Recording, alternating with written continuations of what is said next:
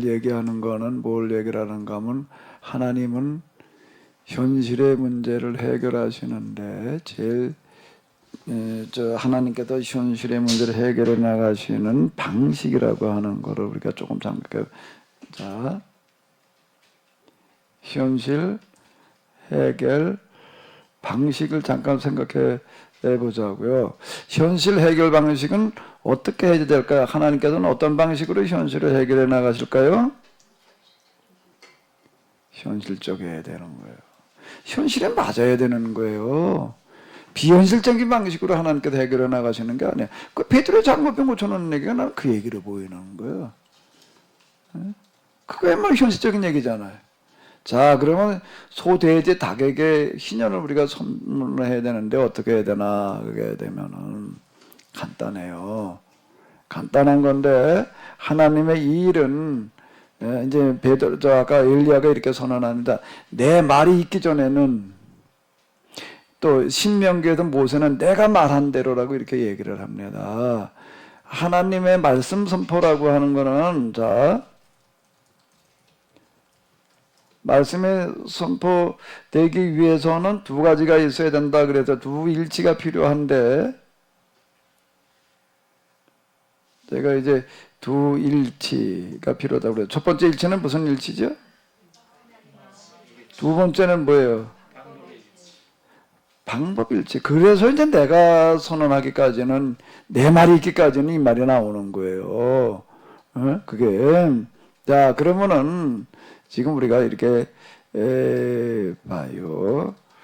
우리의 지금 현실의 문제를 어떻게 해결을 해 가야 되느냐. 코로나 문제를 비롯해가지고 당면한 어떤 이런 것들은 우리가 이제 여기서 본래 우리의 삶의 모습으로 돌아가는 그런 운동이 대대적으로 일어나야 되는데 그렇게 안 하면 안 되는 다른 이유 중에 하나는 이제 일자리라고 하는 게 있습니다. 일자리. 그런데 이제 일자리를 만들 수가 없어요. 그건 안 돼요. 흐름 자체가. 왜 그런가 하면 자, 내가 하는 얘기인데 옛날에 100명이 농사 짓던 거 요즘 몇 명이 짓는다고요? 5명, 10명이에요. 어떻게 해서 그게 가능할까요? 기계화가 그걸 가능하게 한 거예요. 기계화가. 그거 뭐 트랙터, 콤바인, 요즘 우리가 보잖아요. 우리나라에도 우리 조그만 땅덩어리에도 그냥 그런데 전 넓은 땅덩어리 가보게 되면은 진짜 거기는 트랙터 콤바인 아니면 농사는 못 져. 그 넓은 땅에 그걸 그걸. 그러니까 100명이 하던 걸 5명이 한다. 그게 운전이나 하는 거예요. 그런 수준으로 이렇게 한다고요. 그게 농업에서 일어난 농업의 혁명이에요. 그러면 이제 그 나머지 사람들은 다 어디로 왔는가 하게 되면 다 공장지대를 도시로 와가지고도 이제 직장 다녀서 살았어요. 그동안에. 그렇게 이제 거기에 관련된 사무실 이래가지고 이제 그리고 이제 먹고 살았다고요. 그런데 이제 또 한 번의 혁명이 일어나는 거예요. 어디에? 제조업 분야에. 제조업이라는 건 물건 만드는 걸 얘기를 하는 건 물건 만드는 분야에 똑같이 농업에서 일어났던 혁명이 일어나는 거예요. 여기 또 이제 100명이 하던 거를 이번엔 몇 명이 하는 거예요? 10명이 하는 일이 벌어지는 거예요. 그게 뭐 때문에 가능한 거죠? 자동화야. 아니 운전을 자율운전이라고 그러니 이게 그걸 상상도 못하던 일이잖아요. 운전을 자율운전이라는 거로 아니 운전은 사람이 해야지 당연히 나 저기 20대 초반에 어리다가 가서 그 운전이라는 게 아주 대단한 직업 중에 하나예요. 운전면허 따려면 그때는 엄청 힘들어 하더라고요. 운전 그런 건 그때는 전문직에 들어가던 게 운전이었어요. 이제는 이제 개도 운전하는 시대야 이제는. 이제 운전은 전문직이 아니야. 누구나가 다 해야 되는 그런 게 됐다. 근데 이제 뭐라고 이러는가 하면 이제 운전은 이제 사람이 오질 않고 그냥 알아서 온단 말이야. 이제 아마 그거는 2, 3년 내로다가 될 것 같아요. 어쩌면 5년 이내에 될 거야. 뭐가 그런가 하면 주차하라는 거 딱 난 내리고 이제 너 알아서 가서 서. 그럼 이제 서요. 그다음 부르면 어디로 와? 그럼 오는 게 진짜 이제는 된다고. 그럼 아마 5년 이내로 될 거예요. 그거는요. 지금도 저 차에 뭐가 있는가 하게 되면 딱 갖다 대놓고서요. 보통 떡 누르고 가만히 있으면 지가 알아서 대요. 여기다가요. 평행 주차도 되고 저 후면 주차도 되고 지가 알아서 지금 되는 게 나 차 살 때도 내 차에도 그거 있더라고요. 한 번도 안 써먹었지만은 앞뒤에 센서 다 달아가지고도 지가 알아서 이렇게 딱 된다고. 아주 사람 된 거보다 정확하게 지가 갖다 대놔요. 그 좁은 공간에서 그냥 지가 혼자 이제는 길거리 운전을 그렇게 하겠다는 얘기가 되는 거고, 자동차 운전이 그런 거라고. 이거 종합 판단이 필요한데도 이걸 그냥 사람 필요 없이 이렇게 한다라고 한다면은 여러 가지 물건 만드는 분야에 하나하나 지금 자동화되어져 가고 있다고요. 그래가지고 이젠 100명이 하던 거를 이제 10명이 해내는, 10명 미만이 해내는 그런 데도 있고, 업종에 따라 좀 다르긴 하지만 이런 시대가 오는 거예요. 그러면 이제 이 사람들이 이제 어디로 가나? 농업에서는 공업으로 갔어요. 그럼 이제 공업에서는 어디로 가야 되나? 어디로 가야 되나? 그 다음에 실업으로 가지. 실업으로 가는 거예요. 그럼 무슨 얘기가 되는가 하면 80%는 일자리를 얻기가 어려워지는 시대가 이미 시작되어지는 거야. 일자리를 아무리 만들려고 그래도 그건 안 돼. 이거는 아예 판을 다시 짜지 않으면 이제는 안 되는 거예요. 여기서 무슨 뭐 기업에다 갖다 불러다 놓고 청소자 사람도 또 써라. 아니 그거 쓰는 게 그냥 갖다 쓰나, 그 월급 주는 거 그걸 어떻게 기업에다 그 뭔죄로 감당을 해 그게 지금요. 지금 여기 보게 되면 우리나라가 작년인가 뭐 이제 우리나라 기업이 대기업이 우리나라에 반토막 났단 말이에요. 영업 수익이 중소기업만 그러는 게 아니라 이런 소리 나오는데, 지금 이게 몇 달만 더 이렇게 코로나가 하게 되면 우리가 대기업도 다 부도난다. 대기업이 지금 부도난다 이 얘기 나오는 거예요 지금.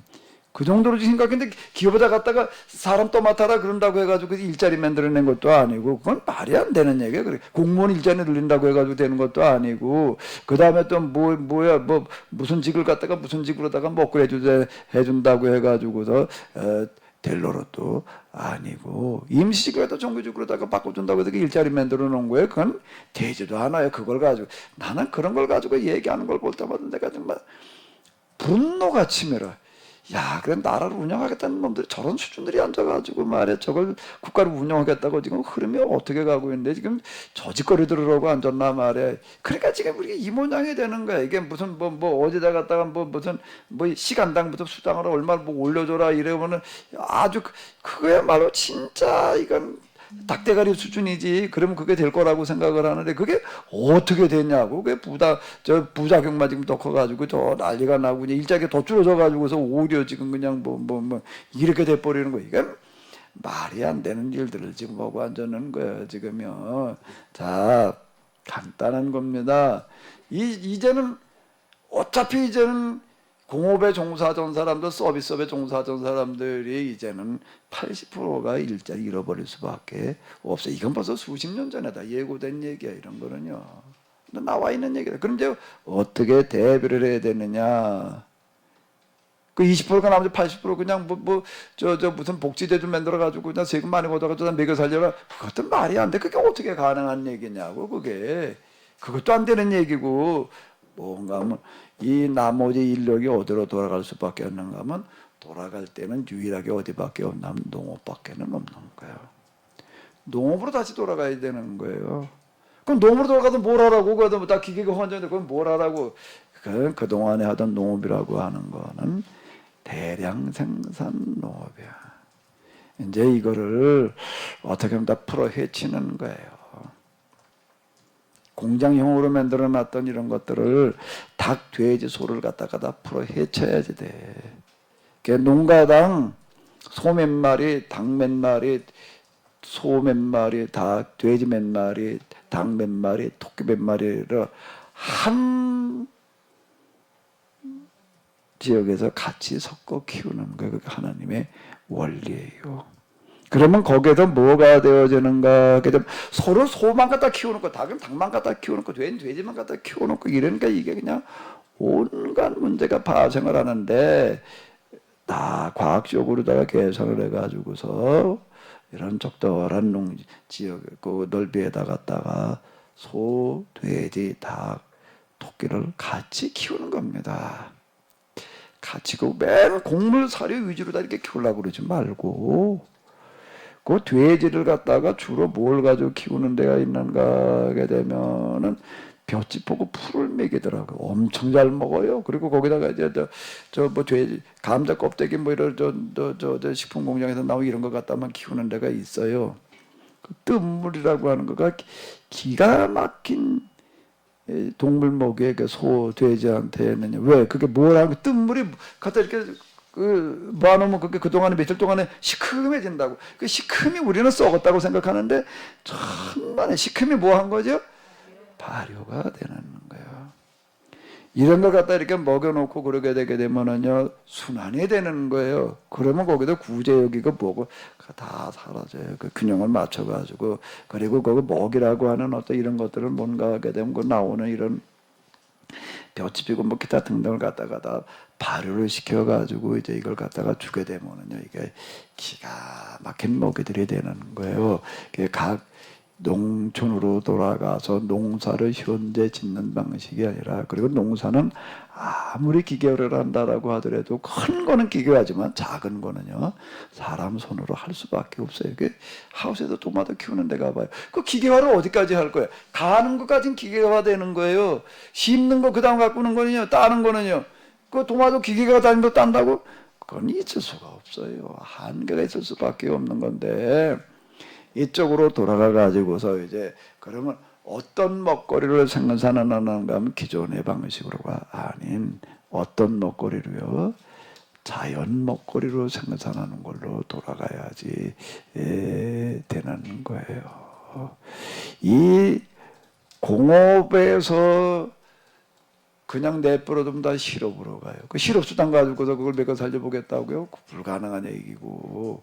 어디로 갈 수밖에 없는가 하면 농업에서 공업으로 갔어요. 공업에서 다시 어디로 가야 된다고요? 실업으로 가고 있다고. 어디로 가야 된다고? 농업으로 돌아가는 거예요. 농업으로 돌아가는 거예요.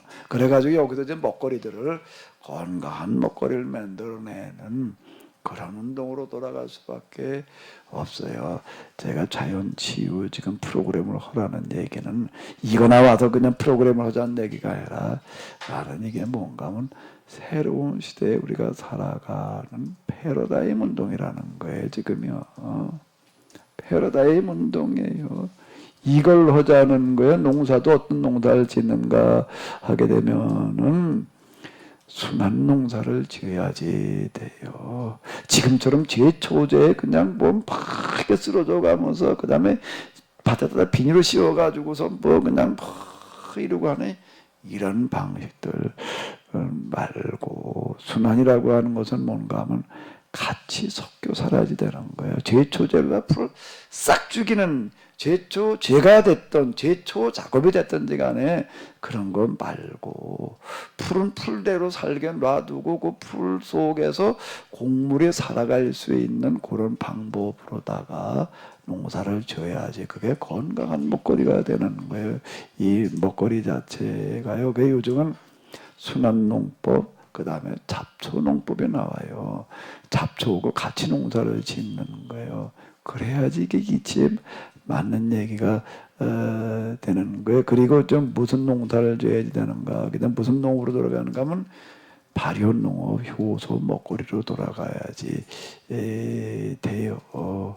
그 부분이 우리가 지금 이제 가야 될 그런 큰 흐름과 방향이에요. 이거를 일자리를 무슨 수로 다 만들어내? 지금 자동화 시대에 어떻게 만들어내니까 노조가 그냥 또 그냥 이제는 뭐 노사에서 이제 노가 꼭대기 올라가 가지고서 그냥 이제 뭘 어떻게 해볼 수도 없는 거야. 그러니까 아주 사람 쓰는 거 다 골머리를 알아. 아유 그냥 다 기계로 대체해버리고 말아야지. 그러니까 스스로가 그냥 일자리를 다 걷어차는 식이 돼버리는 거예요. 이게 노사가 좀 협력적이 되게 대립관계로만 가놓으니까 이게 공장은 망해도 좋다 그냥 이런 식이 돼버리는 때까지 가놓으니 이놈을 어떻게 해볼 수가 없고. 그러니까 누가 사람 쓰려고 그래. 그냥 다 내보내려고 그래. 가능하면 기계로 대체를 해버리고 말지. 그거는 그 사람 시작거리는 거가 사실 제일 힘든 노릇이라고 이게.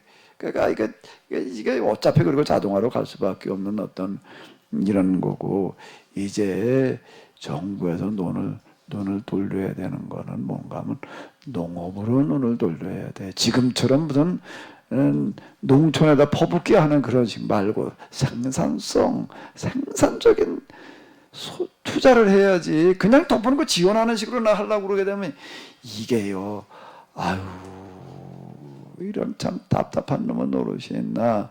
그런데 이제는 이 자연 먹거리, 건강 먹거리를 만들어내는 데는 세계에서 제일 경쟁력이 높은 나라가 어디일 수 있는가 하면 우리나라예요. 우리나라. 게다가 소책자 가운데 뭘 만들어놓는가 하면 대한민국 뭘로 먹고 살아야 되나.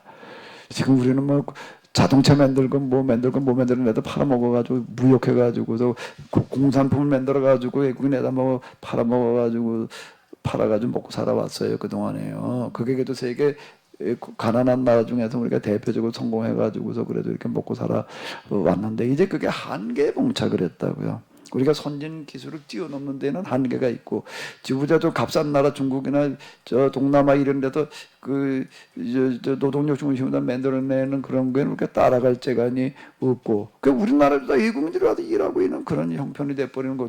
농촌도 다 지금 외국인들이 와서 일하고 있다. 그 자칫하게 되면 지금 우리가 이게 빨리 정책을 잘못 짜게 되면은요 우리나라는 외국인들이 와서 차지해요. 시간 지나가면서 농촌 가면 다 외국인들이 와 있다니까 지금요.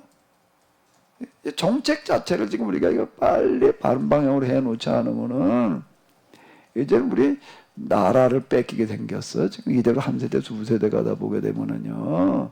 그게 지금 우리의 현실이에요. 이런 것들에 대해서 우리가 좀 눈을 뜨고 길을 헤쳐 나가야지 되는데 도대체가 이게 뭐 정권 잡은 사람들은 원래 그 자리에 간 사람들이 이런 생각이 없는 사람들이야. 어떻게 지금 대통령부터 장장을 다 한번 봐봐봐요. 다 고시 출신이야. 다 고시 출신이라는 게 뭐야? 학교 다닐 뭐 공부하는 머리나 좀 있어가지고 다 출세하겠다고 나온 사람들이 행정고시나 사법고시 본 사람들이에요. 그래가지고 정부에 들어가고 뭐 어디 저 법조계 들어갔다 거기서 조금 된 다음에 그다음에 정치로 나오고 다 지금 그러고 앉았는 거 아니야?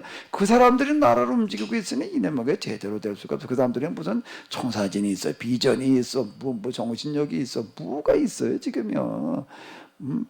무성한 말만 있는 거지. 그리고 뒷구녕에서 그저 뭐 수삭거리는 거나 있는 거지. 이게 지금 그런 데서는 뭐가 나올 수가 없어요. 이걸 정부에서도 앞장서서 하면 좋겠는데 이걸 안 돼. 그럼 어떻게 해야 돼? 답답한 노릇이 답답하지. 그런데 나는 거꾸로 생각을 해. 어떻게? 그게 정치인들이 그 짓거리 하고 있으니까 우리한테는 기회다. 이걸 어떻게 하면 된다? 교회가 하면 된다. 교회에는 기회가 왔다. 아멘을 안 하네.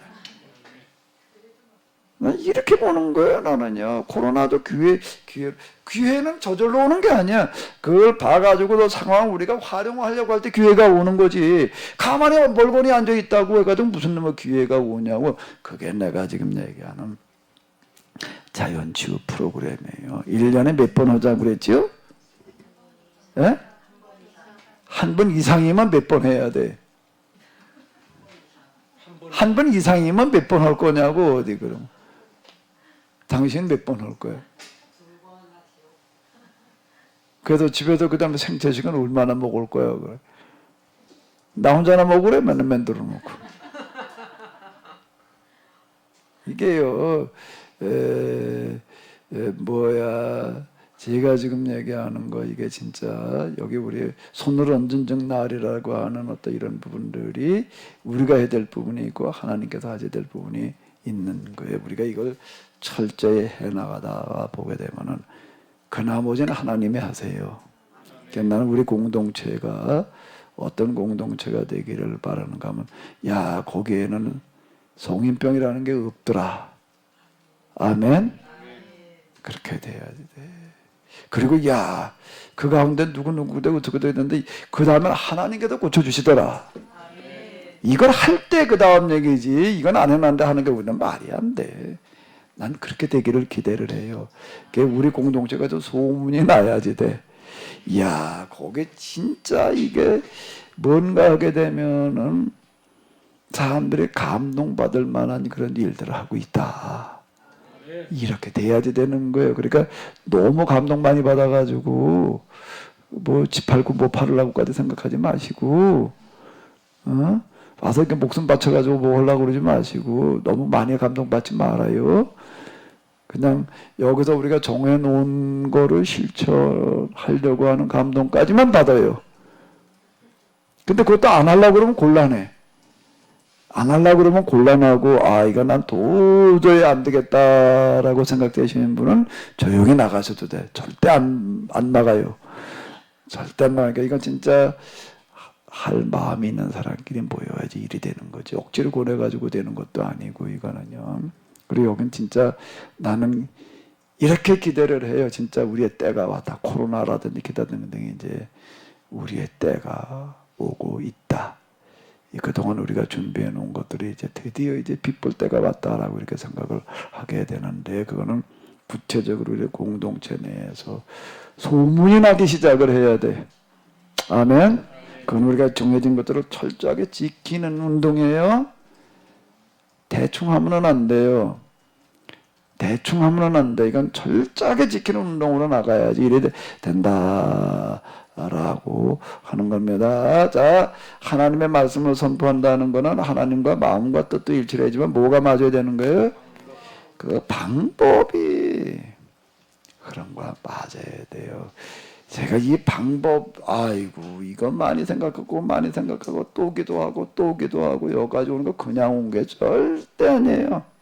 하나님은 그냥 저절로 또 그냥 계시로 알려주시는 것도 아니더라고요. 깨우쳐 알게 하시는 게 하나님의 방식인데요. 우리가 기회는 만들어가는 겁니다. 만들어가는 거예요.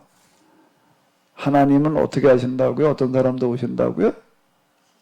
스스로 돕는 자를 도우시는 거예요. 스스로 돕는 자라고 하는 거가 굉장히 어렵더라고요. God helps those who help themselves.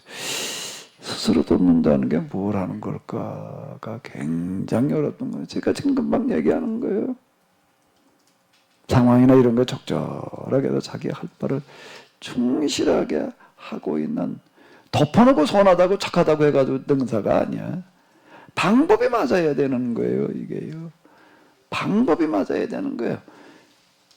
그 방법을 어떻게 해야 찾고 구하다 보고도 말게 하세요. 순수한 마음으로 찾고 구하 말게 하신 건데, 여기에 뭔가 하면 내 말이 있기까지라는 게 나오는 거예요.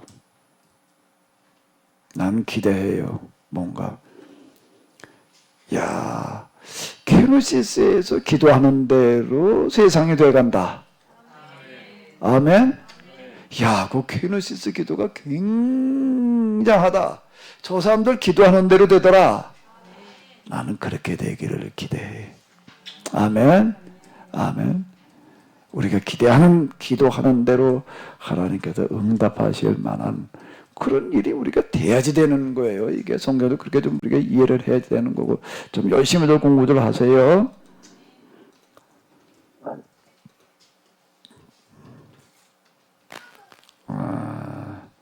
예수님께서 제자를 부르셨더니 그냥 배와 그물을 두고 다 따라 나섰다라고 그렇게 기록이 되어졌는데, 어떻게 다 따라 나섰는가? 마태, 마가에서는 나를 따르라, 내가 너로 하여금 살아남는 어부가 되게 하리라 그랬지, 다 버리고 따라갔다 그러는데, 누가는 어떤 사람인가 하게 되면은 좀 더 구체적으로 설명을 해주는 역할을 해요. 어떻게 해서 따라갔는가 하면, 덮어놓고 예수님께서 그냥 나를 따르라 그래도 그 말씀 한마디만 듣고 따라간 게 아니라 어떻게 했다고요?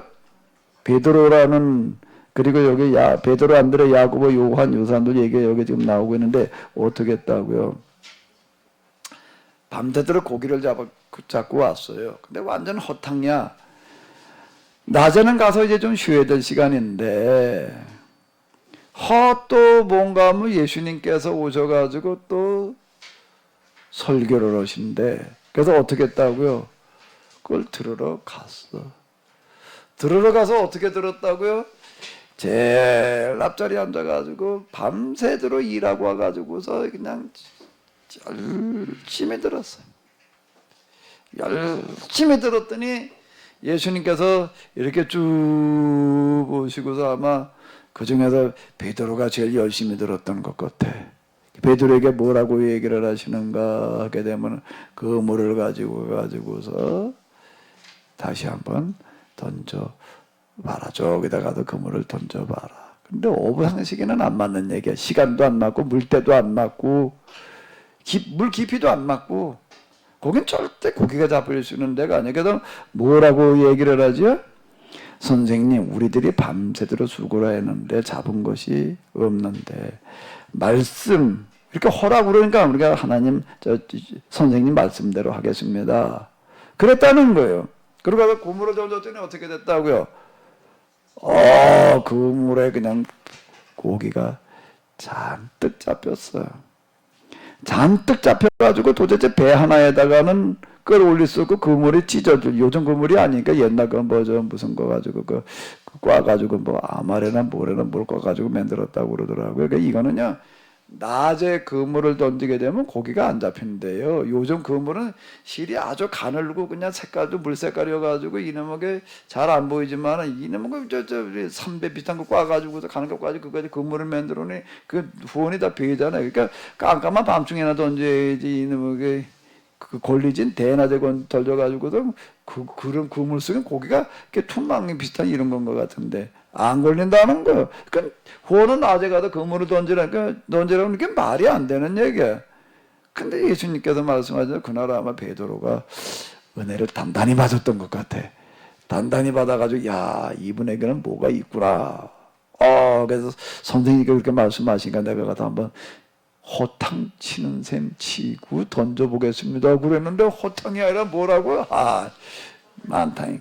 이게 그물이 찢어질 정도로 걸려가지고서 그냥 2배에다가 고기를 끌어올려놨는데 배가 가라앉을 정도가 된 거. 이게 불가능한 일이 생긴 거지. 고기에다 몰아다 놓은 거지. 이게 그물에다 잡힌 얘기가 아닌 거예요. 그랬더니 베드로가 뭐라고 그러는 거지요?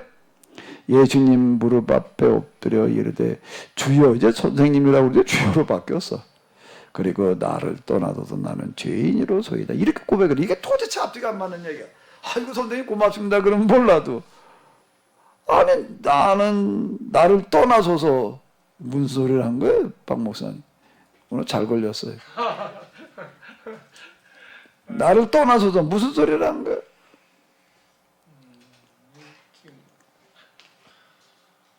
나를 떠나서서가 뭘까요? 요거가 뭔가 하게 되면 뭘 것 같아요? 왜요?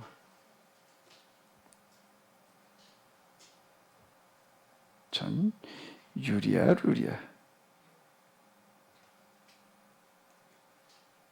전율이에요. 하나님 면전에 드러났을 때 다가오는 어떤 힘이라는 게 있습니다. 거기에서는 무슨 고백이 나왔으면 다 이 고백이에요. 난 죄인이다. 나를 떠나서도 이 고백이에요. 베드로는 다른 제자들이 이 말을 하지는 않아요. 베드로가 이 말을 했다는 건 베드로가 은혜를 받았다는 건 뭔가 하면 베드로는 그날 예수님을 하나님으로 만나는 거예요. 그러고 따라 나서는 거예요. 여기 지금 성경에 보게 되면 예수님을 하나님으로 체험하는 그런 만나는 그런 이야기들이 몇 번이 있습니다. 근데 이 부분은 이제 제가 이건 정말 경험해 보니까 그렇다 이렇게 얘기할 수밖에 없어요. 진짜 그래요 이거는요. 그걸 가지고 따라가는 거예요. 그게 누가 아는 이 부분을 얘기를 해주고 있어요. 이게 누가의 특징이야. 그러니까 마태, 마가는 그냥 이렇게 얘기를 하고 왜 나를 따르라 내가 너로 사람 낚는 업을 되게 하려 이러고 끝났어요. 왜 그렇게 끝났을까 박 목사님?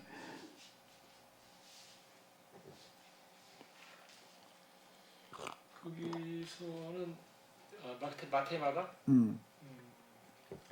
거기서는 이게 지금 누가는 여기서는 지금 가르침을 중요시하다 보니까 그러니까 마태 마가는 왜 그렇게 기록을 해놨을까?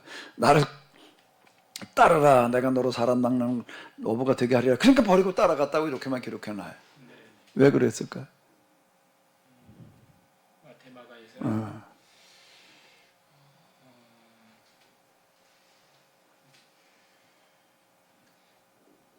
그건 자기 고백이에요. 자기가 거기 있다가 그렇게 했던 사람이에요. 그러니까 그렇게 쏘나요. 그런데 그 얘기를 들은 누가는 의문인 거예요. 도대체 아니 어떻게 가지고 그래 다 버리고 떠나지? 그게 쉬운 얘기가 아니에요. 자기도 떠나봤잖아요. 이 사람은 자기도 떠난 사람이야. 자기는 뭘 보고 떠났냐면 교회를 보고 떠났어. 설교를 듣고 떠난 사람이야. 교인들의 삶을 보고 떠난 사람이야. 다 떠났어요. 다 버리고 다 따라온 사람인데, 근데 그런 누가에게는 뭐가 의문이었는가 하면 사도들이 의문인 거예요. 이 사람들 다 버리고 따라간 사람들이 그냥 생명 내놓고 따라간 사람이 많은 사람이 이제 생명 내놓는 사람들인 거예요. 그럼 도대체 이 사람들은 어떻게 가지고 그랬을까가 관심사 아니었을까요? 궁금하지 않았을까요? 어떻게든 그게 따라간 거냐? 말씀 한마디 했다 그냥 따라가? 그게 어떻게 가능해, 그게요? 그러니까 여기는 누가는 이렇게 적어 놓을 수밖에 없는 거예요. 이렇게 해서 따라갔다. 그럼 이 사람들은 베드로, 안드레, 야고보, 요한 이 사람들은 요한복음에 보게 되면 어떤 사람들이죠? 먼저 누구의 제자였다는 거예요? 세례 요한의 제자였었다는 거예요. 베드로도 그랬다는 거예요. 베드로도 먼저 안드레 따라서 요한에게도 갔던 어떤 그런 이야기 여기 나와요. 그 개발한 이름 이제 그때 조지는 거예요, 이제. 요한이 뭐라고 얘기를 했는가 하게 되면 요한복음에 의하게 되면 제자들에게 저분이 바로 이제 우리가 기다리던 분이다. 저분을 따라가라. 그래가지고 따라왔다는 거예요. 처음에 요한을 따르다가 세례 요한을 그러니까 세례 요한을 따랐다는 얘기는 뭘 얘기를 하는가 하게 되면은 요한복음 누가복음 3장에 기록되어진 세례 요한의 설교에 동의했던 사람들이에요.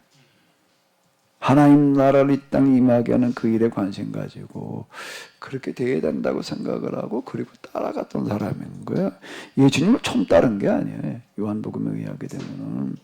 그러다가 이제 요한한테 인수받는 거야. 인수받은 그런 얘기라고요.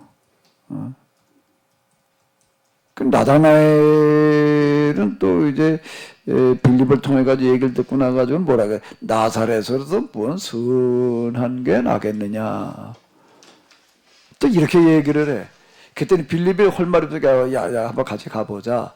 그리고 갔더니 또 예수님께서 무엇만 나사렛에서 뭐 선한 게 나겠느냐? 이 자식이 이게 그렇게 얘기하질 않으셔. 예수님이 틀림없이 그것도 아셨을 것 같아. 그죠? 나사렛은 뭐 선한 게 나가, 뭐 별 볼 일 있겠냐? 이제 이런 얘기인데, 그런데 절대 그 말은 안 하시고, 뭐라고 얘기를 하는가 하게 되면은, 보라, 이는 참으로 이스라엘 사람이다. 그 속에 간사한 것이 없다. 이렇게 얘기를 하신다고. 날 언제 보셨습니까? 네가 무화과 나무 아래에 있을 때 내가 널 봤다. 네가 나사렛에서 무엇 선한 게 있겠느냐라고 그런 것도 내가 알고 있다. 그 얘기 속에 이것도 포함된 얘기야.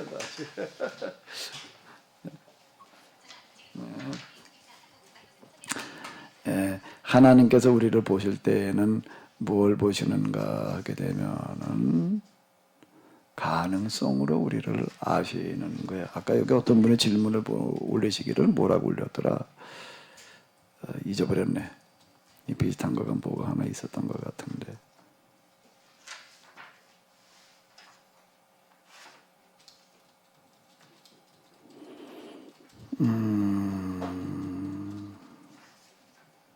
여기 보기도 이런 질문이 있어요. 고향에서 취임사를 하시게 되면은 사람들이 받아들이지 않을 것을 아셨는데 왜 고향에서 취임사를 하셨을까? 해봐야 안 들을 걸 다 아셨을 텐데. 다 아셨을 텐데. 자, 이 전지를 한번 생각해 보자고요. 전율, 그 다음에 이제 전지를 생각을 해보는데, 하나님의 이제 전지야, 이제. 모든 걸 다 아세요, 하나님께서. 전지가 뭐지요? 하나님의 존재. 하나님께서 예수님께서 나사렛 회당에서 비사에서 찾아 읽으면 그 동네 사람들이 받아들일지 안 받을지 아셨을까? 모르셨을까요? 당연히 아셨겠지. 그죠? 근데 그걸 왜 얘기를 해요? 다시 물어보자고요. 예수님께서 나사렛에서 이 말씀을 하시면 사람들이 받아들이지 않을 거라는 걸 아셨을까? 모르셨을까요? 모르셨어요. 맞아요? 박 목사님? 존재하심이 그거는 배치되는 것 같은데. 그걸 아셨을까? 모르셨을까? 모르셨어요. 모르셨어요. 그건 몰라요. 그 모르심이라고 하는 건 무슨 뜻일까요? 하나님의 이거는 뭔가 하게 되면은 하나님의 존재 속에는 하나님의 뭐가 들어있나? 무지가 들어있어요. 우리는 그냥 존재만 가지고 얘기를 하는데, 자, 그럼 이게 무슨 얘기냐? 무슨 얘기냐? 박 목사님도 애들 키워놨는데 애들이 속을 좀 새겼어? 안 새겼어요? 지금도 색이죠.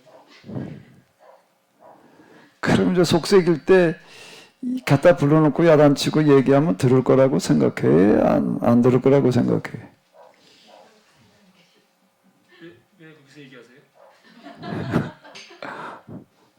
말썽 부리고 그냥 속 새길 때 불러다 얘기를 하면 들을 거라고 생각해? 안 들을 거라고 생각해? 이게 들을 것 같아? 안 들을 것 같아? 그거 이제 어릴 때는 들을 것 같은데 이제 머리가 커서는 잘 안 들을 것 같더라고. 그래서 말 안 하지. 내버려 두지 아예. 말하기 싫을 때가 많죠. 자, 봐봐요. 속삭이는 자식이 있어요. 그럼 부모는 이걸 불러다 놓고 얘기를 해봐야 들을 거라고 생각을 하나요? 안 생각하나요? 듣지 않을 거라는 생각을 안 해. 그건 할 수가 없어, 그렇게. 이 자식은 얘 불러다 놓고 얘기해봐야 소용없어. 남의 자식은 포기해요. 얘기해봐야까지가 안 들을 거, 뭘 해? 내버려 두지. 돼요, 그게. 내 자식은 그게 안 되는 거예요. 내 자식은 절대 포기가 안 됩니다. 남의 자식은 포기가 돼요. 남의 자식은 누가 불러다 놓고 싫은 소리 하냐고, 왜 안 치고, 왜 그럴 일이 뭘 있어요. 그거 얘기해봐야 입만 아프지. 이렇게 생각해도 귀찮아도 관둬요. 얘기하기 싫을 때가 있다. 남의 자식이야말로 진짜 얘기하기 싫지. 얘기해봐야 그건 내 자식은 아니야. 안 들어도 오히려 안 듣기 때문에 더 말할 수밖에 없는 게 내 자식이에요. 얘기해봐 이 자식 안 들을 거야. 그 생각을 못하는 겁니다. 역설이에요. 하나님은 뭐예요? 하나님에게 존재만 있는 게 아니라 뭐예요? 이건 내가 만들어낸 용어야. 이제 하나님의 무지, 그 영성의 용어인데, 영성의 용어에 이건 하나님의 무지라고 하는 어떤 이런 부분들은 뭔가 하게 되면은, 이건 뭐 얘기해봐야 만들 거가 아니라, 절대 그 생각을 안 하는 거예요. 들을 때까지 이지. 절대 안 듣는다는 생각 자체를 할 수가 없어요. 할 수가 없어요. 저 화성 연쇄살인범 누구 있잖아요. 왜? 그 신문 보도 한번 나가서 시끄러운 적이 있었어요. 엄마한테 가서 뭐라고 그랬더니 우리 자식이 참 착한 애였는데 그 말 했다고 말해. 네 자식이 사람을 얼마나 죽여가지고 근데 이게 착하다고 그 소리 했냐고. 그냥 그건 난 말하는 사람들이 이상. 그 부모가 그 부모한테 그 자식은 착한 자식이야. 영원한 착한 자식이지. 영원한 연쇄범은 아닌 거예요. 그 부모한테는요. 우리한테 그게 연쇄범이죠. 그 부모한테는 아니가. 그건 내 생명을 내놔더라도 바꿔야 될 내 자식이지. 그걸 왜 네 자식을 가지고 그렇게 얘기를 하니? 이렇게 말할 수가 없어요. 물론 그분이 얘기하는 게 뭐 나이 드신 분이 저서 들어가지고 아이고 내 자식이 참 이게 많은 사람들한테 피해를 줘서 정말 미안한데 면목없어 그렇게 얘기할 기대하고 한 소리이긴 할 텐데 예? 그렇게 말을 했다라고 하더라도 그건 듣기 좋으라고 그냥 덕담으로 하는 소리고 그 사람 마음속에서는 그건 그래도 내 자식이에요. 그거는요. 그건 포기가 안 되는 거예요. 거기다 대고 뭘 얘기를 하느냐 말이야. 그건 있을 수가 없는 거예요. 하나님 사전에는 그런 게 없는 거예요. 계속 끊임없이 또 얘기하고 또 얘기하고 또 얘기하고 코로나로 말을 한다고 그다음 폭풍을 보내고 지진을 보내고 뭘 보내고 예언자를 보내고 끊임없이 예언자들은 그렇게 해석하는 게 우리에게 오고 있는 이런 모든 시련과 고난과 자연재해 기타 속은 기타에는 하나님의 이와 같은 절박한 단식과 눈물이 들어있다. 그 폭풍의 그런 소리가 하나님의 통곡이라는 거예요. 그 예언자들은 이걸 듣는 사람들이에요. 이걸 듣는 사람들이 하나님의 이 전지라는 것만 가지고 자꾸 우리는 말하려고 그러면 안 돼. 하나님의 전지만큼 또 뭐가 있다고요? 하나님의 뭐가 있다고요? 그분은 우리의 뭐를 아시나 하게 되면 우리의 아시는 거는 뭐를 아시는가 하면 뭐로요? 가능성을 아시는 것이지. 나는 그래도 이렇게 돌이킬 가능성이 있다라고 그걸 절대 포기하잖아요. 부모가 자식에게 가능성을 어떻게 포기를 해? 속이 터져서 그냥 넌 내 자식 아니야? 뭐 성을 갈라, 뭐 호적을 파가, 뭐 나가 뒤져. 뭔 소리를 할 수가 있지만 그 말은 완전 역설이에요. 진짜 나가 죽으라는 얘기인가? 진짜 호적 파가라는 얘기인가? 야, 네가 어떻게 내 호적을 무슨 죄를 파가냐? 넌 아무래도 넌 내 자식일 수밖에 없고 내 호적에 남아있을 수밖에 없는 놈이지. 그게 호적 파가라는 얘기지. 그게 하나님 우리를 아시는데 하나님의 전지는 무슨 전지라고요? 뭐에 대한 전지라고요? 가능성에 대한 전지. 멸망에 대해서는 그분은 전혀 몰라요. 예루살렘을 향해서 이렇게 눈물로 탄식하시는 예루살렘아 예루살렘아 내가 너를 암탉의 병아리 품듯이 내가 너를 얼마나 품었더냐. 자, 이렇게 탄식하시는 거고 끝까지 통곡하시는 거고 그게 하나님의 전지지. 하나님께서 아담이 선악과를 따먹을 줄 아셨을까 모르셨을까? 아셨을 텐데 그걸 왜 만들? 이게 우리의 말장난 수준이야. 이게 그렇게 묻는 것 자체가 말이 안 돼. 하나님은 몰라도 너무 몰라. 하나님을 몰라도 그 심정은 너무 모르는 거야. 하나님 우리의 뭐만 아신다고요? 가능성만 아세요. 가능성만 아셔요. 가능성으로서의 전제. 우리의 멸망으로서는 무지예요, 그분이요. 그래서 나도 너를 죄 있다 하지 아니하리니. 그건 십자가의 강도를 향해서도 오늘 내가 나와 함께 낙원에 있으리라 이렇게 되는 거예요. 넌 이제 끝났어. 그건 하나님에게는 없어요.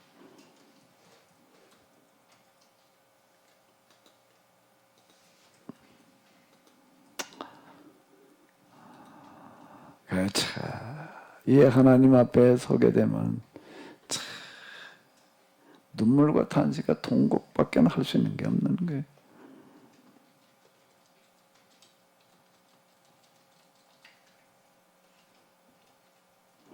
여기 조금 뛰어넘어가겠습니다. 5장 17절을 보게 되면 중풍병자 고치시는 이야기가 나오는데요.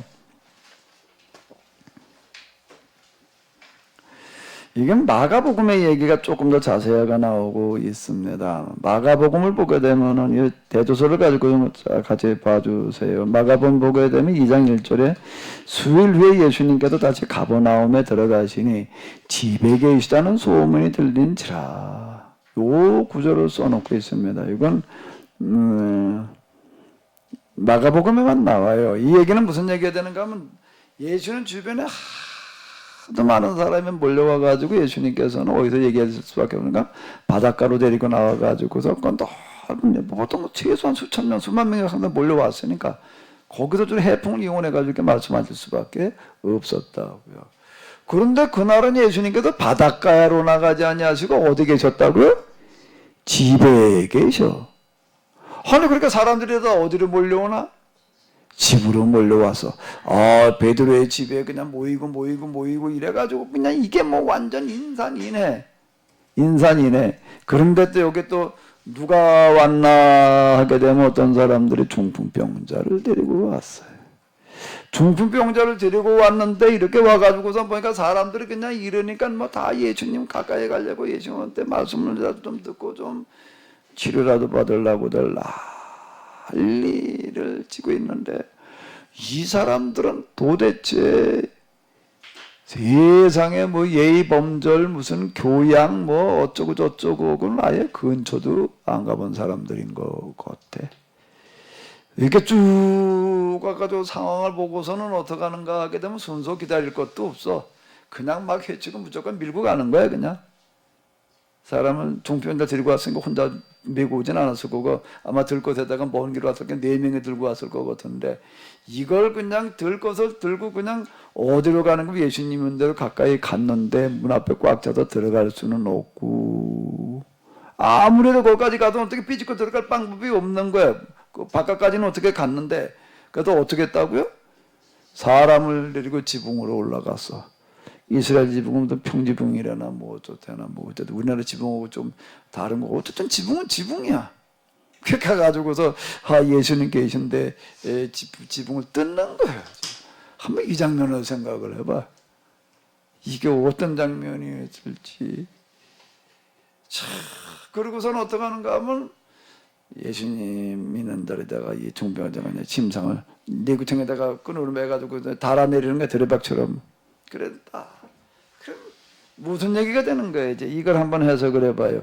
수요일 후에 예수님께서 다시 가버나움에 들어가시니 집에 계시다는 소문이 들린지라. 무슨 얘기가 되는가요? 집에 계시다니라는 얘기가 무슨 얘기일까요? 그날은 예수님께서 바닷가로 가지 아니하시고 그분 진짜 아셨어. 예수님은 아시는데 어느 정도로 아시는가 하게 되면은 가버나움 회당에 가도 얘기를 하시면은 참 들을까 안 들을까 그까지 얘기할 것도 없고 뭐를 아시는가 하게 되면은 오늘은 어떤 사람이 올래는지를 아셔. 그래가지고 이제 그 사람 맞을 준비를 하셨어. 이제 야 오늘은 특별한 손님이 오니까 좀 특별하게 준비를 하자. 그래가지고 그날은 바닷가로 나가지 않고 집 안에 계셨더니 사람들이 몰려들기 시작을 해가지고 그냥 이러고 있는데 예수님은 누굴 기다리고 계셨다고요? 그들을 기다리셨어요. 그들이 어떤 사람들이야? 자기도 아니야. 중풍병자를 데리고 와도 중풍병자 하나 고쳐보겠다고 그냥 뭐 막무가내야. 이건 뭐 그냥 막무가내. 세상 막무가내가 어딨어. 남이 이제 지붕을 뜯어. 글쎄 베드로가 주인이었을 것 같은데 이걸 어떻게 해야 되나 그래 뜯으라고 그래야 되나 말라고 그래야 되나 원 세상에 예수님께서는 이걸 기다리고 계셨다는 거예요. 그게 집에 계시냐 이게 지금 기다리셨다는 얘기야. 그 사람마들 준비를 특별하게 하고 계셨다는 얘기가 되는 거야. 뭐가 그들의 믿음을 보시고 허구 예수님께서 병자 고쳐주는데 무슨 믿음을 보시냐면 병자 믿음이 아니라 누구 믿음이야? 이건 그들의 믿음이야. 그 이제 이건 이 사람들 어떤 사람인지 좀 궁금한데 어쨌든 건 넘어가고. 그럼 왜 예수님께서는 이 사람을 특별하게 대하셨는가? 그들 그리고 이제 내 죄가 사함을 받았느니라 이렇게 얘기를 하니까 난리가 났어. 이게 여기 이제 무슨 얘기가 되는가 하면 이런 얘기가 되는 거예요. 예수님 집에 계세요. 그 예수님 가장 가까이는 누가 앉았을까? 누가 원조 순서대로가 아니에요. 여기 교통정리 누가 했을까? 제자들이 해야지. 근데 제 사람 온 사람들 중에 예수님 가까이는 누구를 앉게 했다는 얘기가 되는 거예요. 유지들, 어른들이에요.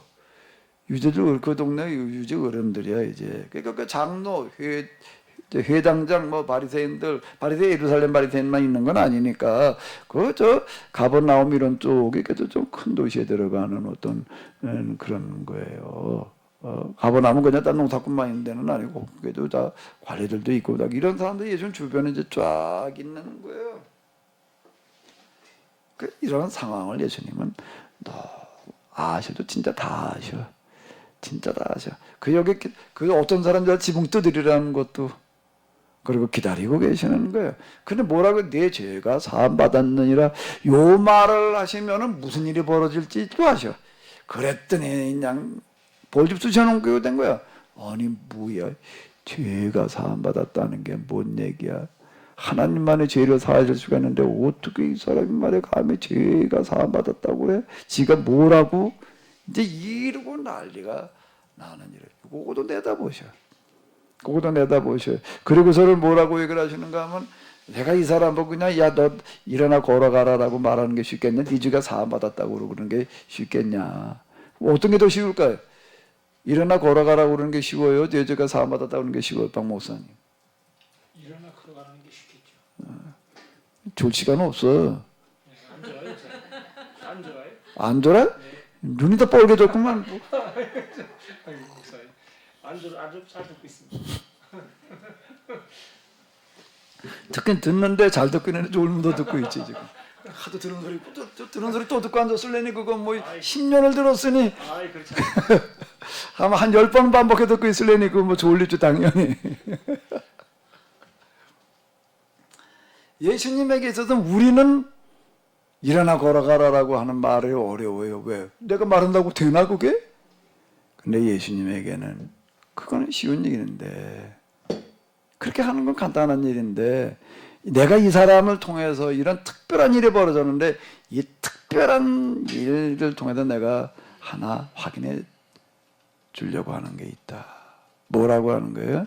인자에게 죄사함의 권세가 있다는 걸 하나님에게만 죄사함이 권세가 있다고 자꾸 생각하는데 하나님만이 죄를 사한다고 생각을 하는데 인자에게 죄사하는 권세가 있다는 걸 알게 해주겠다. 근데 그래서 내가 이 사람에게 네 죄가 사함 받았다라고 말을 했다라고 얘기를 하시는 거예요. 그러면서 뭐라고 얘기를 해? 일어나든지 그냥 걸어가라가 아니라 뭘 들고 가라?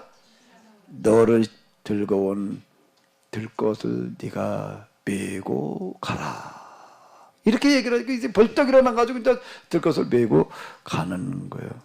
근본감이 이스라엘의 그 죄사함의 교리가 잘못됐다는 것, 죄인의 교리가 잘못됐다는 걸 입증시켜 주시는 그와 같은 그 이야기가 이렇게 되는 건데 중요한 거는 마가복음 우리가 이런 일을 도무지 보지 못하였다고 사람이 놀라면서 하나님께 영광을 돌렸대.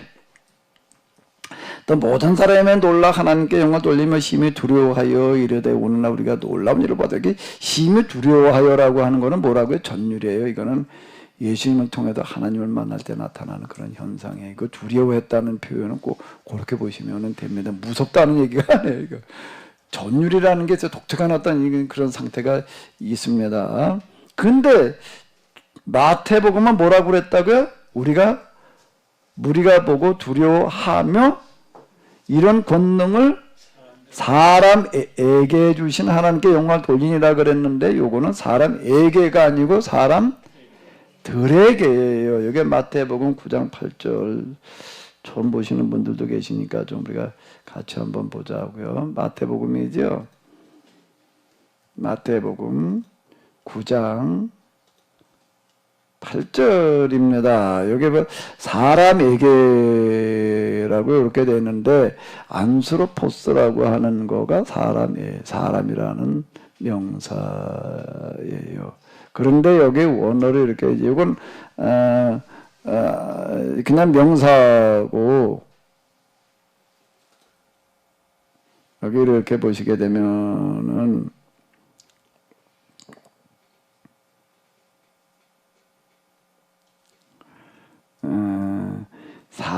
사람에게라고 하는 어떤 이런 거가 요게 이렇게 되어 있습니다. 기본은 안스로포스에 그런데 여기 안스로포이스라고 이렇게 나와 있습니다. 명사 역격 남성 복수예요. 역격이라고 하는 것은 뭐뭐에게 주서 뭐 주격이 있고 소유격이 있고 역격이 있고 목적격이 있는데 역격이라고 하는 거예요. 복수예요, 이거는요. 그러니까 이거는 무슨 얘기가 되는가 하면 사람에게가 아니라 뭐예요? 사람들에게가 되는 겁니다. 근데 다 이거 번역하는 사람들 제3의 권세는 당연히 예수님에게 있다고 생각을 해가지고 사람에게라고 그래놨어요. 그러니까 이건 모든 사람들에게 제3의 권세가 있다라는 그런 얘기가 되는 거예요. 그게 이제 여기 그 중요한 부분이 이렇게 되겠는데요. 사람들에게 주시는 게 이게 한글 성경 가운데 사람들에게라고 번역되어지는 게 뭐가 있던데 아마 그게 영어로 보면 영어는 거기다 그건 복수예요. 네. 근데 이제 여기 저희 한글 성경에도 복수로 번역해 놓은 데가 있는데 뭐가 그거를 해놨는가 하게 되면은 제 기억에는 아마 세 번역에 그려놨던 것 같아요. 9장 여기 보게 되면 세 번역은 거의 그저 정확하게 번역을 하려고 그러면 사람들에게가 되는 겁니다. 다 복수로 단수로 다 해놨는데 사람들에게 주신 하나님께. 그럼 제3의 권세가 하나님께만 있다라고 이렇게 생각을 하는데 제3의 권세가 누구에게 있다는 거야? 모든 사람들에게 있다. 왜 그럴까요? 이유가 뭐 왜 그런 거지요? 죄는 주로 사람들이 죄를 누구한테 지었어요? 사람 그러면 그 죄는 누구한테 용서받아야 돼? 사람 그 박근혜 목사님 미안한데 옛날에 뭐 동전을 갖다가 뭐 얼마짜리 10원짜리 갖다가 뭐 100원짜리 만들어 가지고 갔다가 쪼개 먹었다며. 아이고 내가 참 오래 쓰시면 써서 오래 써보는 거 같아. 아직 처음 듣는 분들 또 있을 테니까 또 얘기해 줘야지 뭐. 그거 죽을 때까지 복음이 전해지는 걸 얘도 같이 전해줬기 물어야지. 그걸 어떻게 말하네. 무슨 얘기인가 하게 되면 박홍림 목사님이 어렸을 때 얼마나 머리가 좋았나 하게 되면은요. 박홍림 목사님 머리가 굉장히 좋아요. 그래서 3남매를 뒀는데 3남매가 다 연대 출신이에요. 그 머리가 좋아서 그래요. 그런데요. 머리가 너무 좋아가지고 애들 때 어떻게 했냐면 동네 전방에 물건을 사러 갔더니 눈이 오던 할머니가 돈을 받는데 눈이 오더가지고 이제 동전을 다 구분을 못하더래요. 이게 10원짜리인지 100원짜리인지 구분을 못하는데 가만히 보니까 안에 머리가 너무 좋아. 이걸 어떻게 구분하는가? 가장자리 이렇게 맨들보고도 매끈매끈하면 10원짜리고 까끌까끌하면은 100원짜리라고 이렇게 이제 구분을 하더래. 그래가지고 10원짜리 갖다가 100원짜리로 만들어 먹으려고 줄을 가지고 이렇게 쓸어가지고 갔대나 그래가지고 통했대요 그게. 근데 누가 옆에 딴 사람이 봐주는 사람이 들켰대나 근데 내가 뭐라고 얘기를 하라면 나중에 근데 경운기기 타고 가다 사고가 나가지고 앞을 못 보게 되는데 제일 먼저 생각나는 게 그게 생각나더래. 그래 얘기했대. 내가 그때 눈 어두워 할머니 같다 내가 이렇게 골탕 먹였더니 내가 이 모양이 됐구나 라고 그랬다고. 맞아요? 내가 잘못 말했나?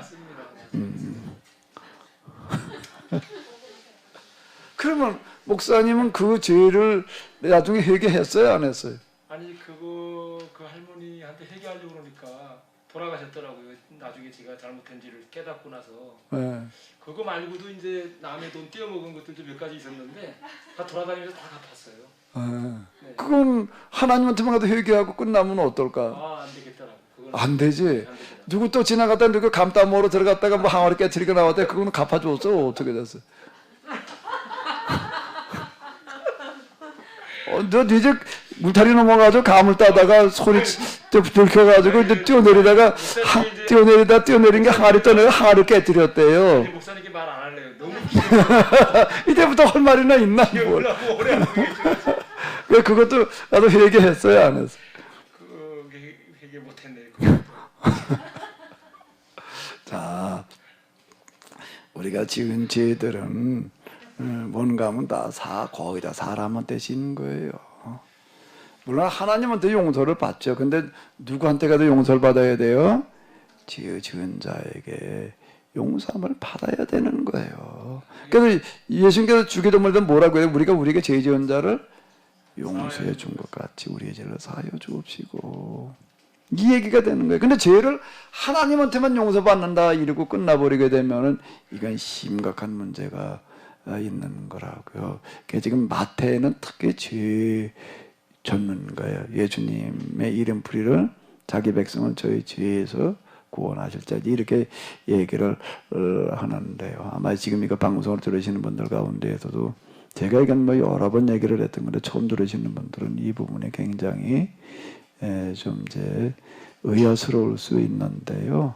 그러면 잘 보십시오. 성경에 보게 되면은 죄를 어떻게 사하라고 받으라 그러는가 하게 되면 너희가 네 죄를 사하면 사여질 것이요 그대로 두면 그대로 있으리. 이 비슷한 얘기가 많습니다. 하나님은 되면 죄 용서 받는다 그러게 되면 그건 모순이에요. 모순이에요. 그러니까 마태복음, 마가복음을 한번 잘 읽어보시기 바랍니다. 예수님께서 십자가에서 죽으신 것과 우리의 죄를 사하시기 위해서 죽으셨다라고만 우리는 주로 생각을 하게 되는데요. 특히 누가복음으로 넘어가게 되면 예수님께 십자가에 죽으신 것은 새로운 계약을 체결하기 위해서 죽으시는 거예요. 다시 해석을 해야지 돼요. 우리가 이게요. 다시 해석을 해야 되네. 그럼 예수님께도 우리를 위해서 왜 죄를 위해 십자가에 죽으셨다는 그런 얘기는 무슨 얘기인가 하게 되면은 십자가에서 죽으신 게 우리 애들 다 짊어지고 죽으신 것 같다. 용서를 빌면 다 용서 안 받아. 그리고 천국과 이렇게 얘기를 하더라면 이게 참 십자가를 아주 참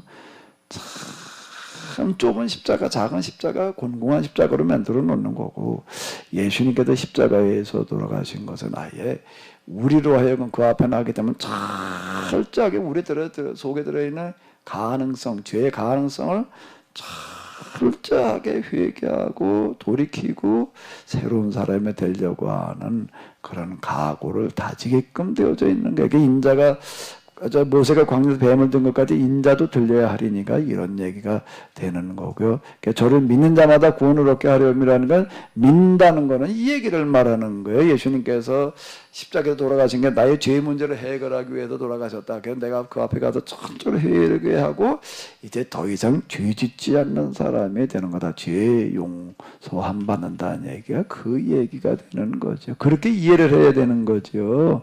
사람들한테 지은 죄도 그냥 예수님한테 다 용서도 하면 끝난다. 이렇게 얘기를 하면 말이 안 돼요. 아까 가능성 얘기를 했는데요. 다시요. 여기 이렇게 보시자고요.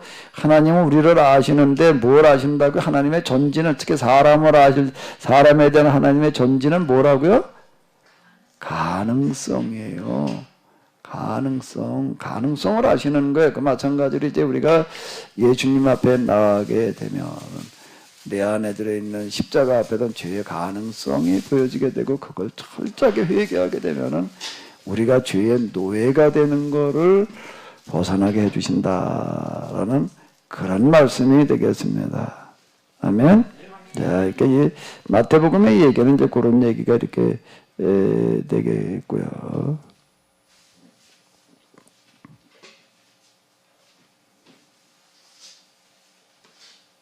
자, 그리고 이제 좀 어디를 또 이렇게 그 다음 얘기를 이렇게 보게 되면 레위라고 하는 제자를 부르시는 이야기가 나오고 있습니다. 레위가 이제 마태복음에서는 마태라고 나오고 있고요. 마가복음, 누가복음에서는 다 레위라고 그러지 마태라고 그러지를 않아요.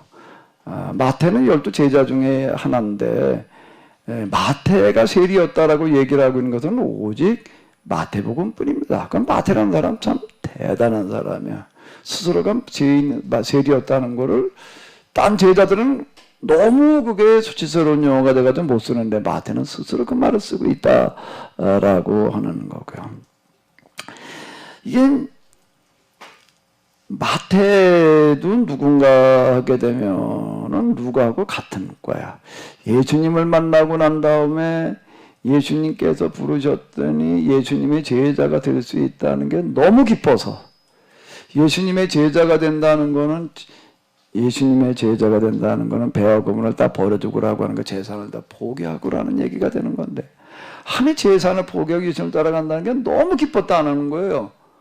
이게 마태예요. 이게 레위인데 자 그리고 이게 너무 기뻐가지고 또 그냥 넘어갈 일이 아니라 사람들 불러가지고 동네 잔치를 해 지금 이제 동네 잔치를 하고 있으니까는 사람들이 와가지고도 뭐라고 얘기를 하나 하거든 여기 요렇게 얘기를 하고 있습니다.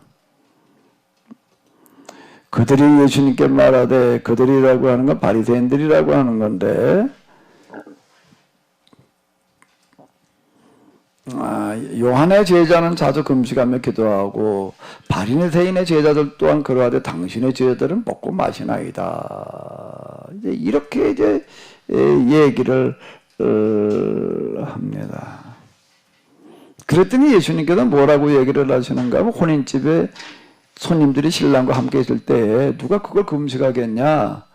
그럼 무슨 얘기가 되는가 하게 되면은 요 얘기는 레위가 좀 마태가 부르심을 받고 나가지고 너무 기뻐가지고 사람도 불러다가 잔치를 벌이는 거를 예수님은 어떻게 받아들이는가 하면은 가장 귀한 잔치로 받아주셨다는 얘기예요. 옛날에 시골도 잔치 그러면 뭐 대단한 거였어요. 누가 결혼식 했다 그러면은요, 옛날 시골에서는요, 그 집만의 사건이 아니라 뭔 사건이 되는 거죠? 온 동네 잔치예요. 이거는요, 그 집 결혼식만. 요즘 저 예식장에 잠깐 갔다 오는 게 아니에요. 누가 그 한 가정에 이제 대표로 그저 한두 사람 가는 것도 아니에요. 저도 시골에서 옛날에 그 결혼식 같은 거 보게 되면 예식장에 어디서 집에서 이렇게 하는데, 그건 뭐 온 동네 사람 다 갔다고요. 걔까지 데리고 갔어요.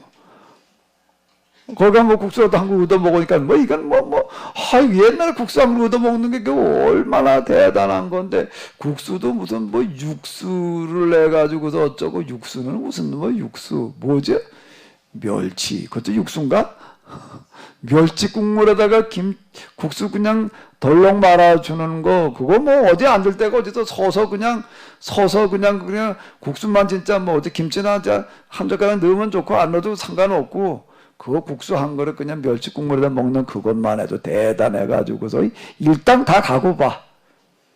온 동네 사람 다 모여가지고 그날은 그냥 뭐 이거저거 다 떠나가지고 막걸리도 한잔 마셔가면서 그냥 다 예수님께서는 레위가 마태가 벌려놓은 그런 잔치를 이렇게 받아들이시는 거예요. 이게 지금 뭔가 하면 일생일 때 가장 흥겨운 자리인데 여기서 지금 금식하라는 말을 할 필요가 있냐, 이렇게 얘기를 하시는 거예요. 그러면서 말이 요한의 제자들도 금식을 하고 말이야, 바리새인들도 금식을 하는데 이러고 있는 그들을 향해서 새 술과 새 포도주, 새 옷과 그리고 이제 흙은 옷을 입는 그런 이야기. 근데 누가복음은요 하나 다른 게 있어요. 딴 데 없는 구절이 하나가 있어요. 뭐가 있지요?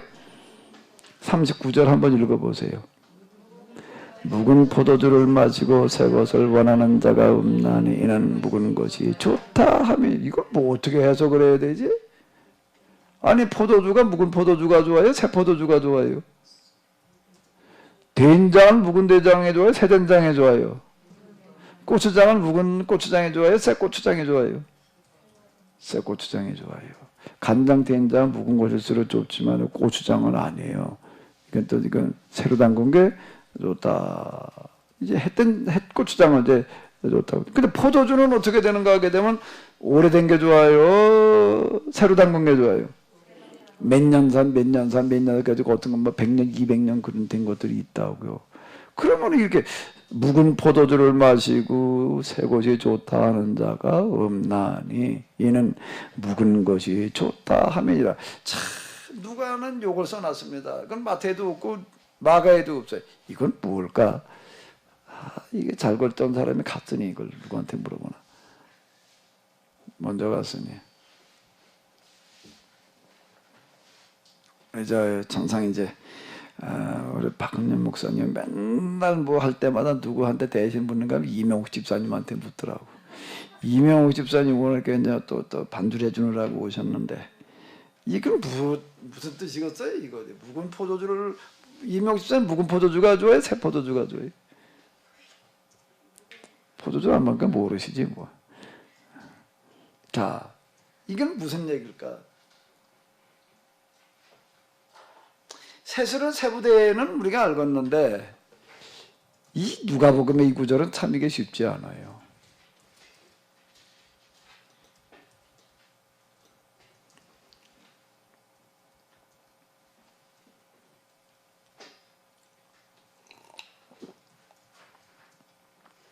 이걸 해석하려면 해석의 실마리가 어디에 있을까요? 비유에 들어있어요. 또 비유하여 이르실 때 새 옷에서 한 조각을 찢어 낡은 옷에 붙이는 자가 있어요, 없어요? 없지. 당연히 누가 새 옷을 찢어가지고 그 옷을 기워요. 그건 말이 안 되는 얘기지. 그건 만일 그렇게 하면은 새 옷을 찢을 뿐이요. 또 새 옷에서 찢은 조각에 낡은 것에 어울리지도 않아요. 흔 옷에도 찢어가지고 갈 때도 흔 옷에 낡은 걸 갖다 지금 흔 옷에 그래도 좀 쌤뺑이 쪽을 찢어다가 이렇게 비슷하게 붙여야지 이게 서로 어울리고 맞는 얘기가 되는 거지. 새 포도주를 낡은 바둑 부대에 넣는 자가 없나니 만일 그렇게 하면 새 포도주가 새 부대를 터뜨려 포도주가 쏟아지고 부대도 못 쓰게 되리라. 새 포도주는 새 부대에 넣어야 할 것이. 이게 실제로 무슨 얘기인가 하면 우리가 포도나 이런 거 갖다 발효시켜 보면 매실이나 이런 건막 가스가 나오잖아요. 근데 이걸 이제 옛날에는 무슨 용기에 벌 때 이제 푸대에다 담는다고요. 가죽 푸대에다가 이렇게 담는데 그 가죽 푸대가 쇠로 만든 거는 뭐가 되는 신축성이 있어가지고 같이 들어가줘서 괜찮아요. 근데 이게 묵은 거에다 집어넣어 버리면 이제 포도주는 질이 또 팽창이 되지. 가죽 푸대는 같이 늘어나 주려고 그러지 않게 터져버리는 거예요. 우리 말통 같은 거 아주 굉장히 튼튼해 보이는데요. 그거 갖다가 이렇게 그 효소 같은 거 담궈가지고서 막 한참 발효될 때 갖다가 이렇게 막에 닫아 놓으면 막에가 그냥 튀어나가거나 아니면 통이 터져요. 어떤 우리 목사님 한 분은 눈물 뻔한 분이 있어요. 이거 페트병에다 이렇게 효소 이렇게 좀 담아서 먹다가 이제 우리 그 대학원 공부할 때인데 저 멀리 사셨다고요. 감자 드시라고 주었더니 이 양반 차에다 갖다 넣어놓고 잊어버렸을까봐. 그러니까 나중에 이제 보니까 이게 있네 그 먹으려고 그러다가 펑 하고 이게 튀어나와가지고 눈 뭐 어딜 맞아가지고 응급실 갔다 왔대나 뭐. 좀 눈알 빠질 뻔했다고. 자 그리고 나서 예수님께서 하시는 말씀이 묵은 포도주를 마시고 새 포도주를 원하는 자가 없나니 묵은 것이 좋다 함이니라. 이건 어떻게 해서 그래? 이 앞에 걸 가지고 단설 잡아야 될 것 같아. 이거는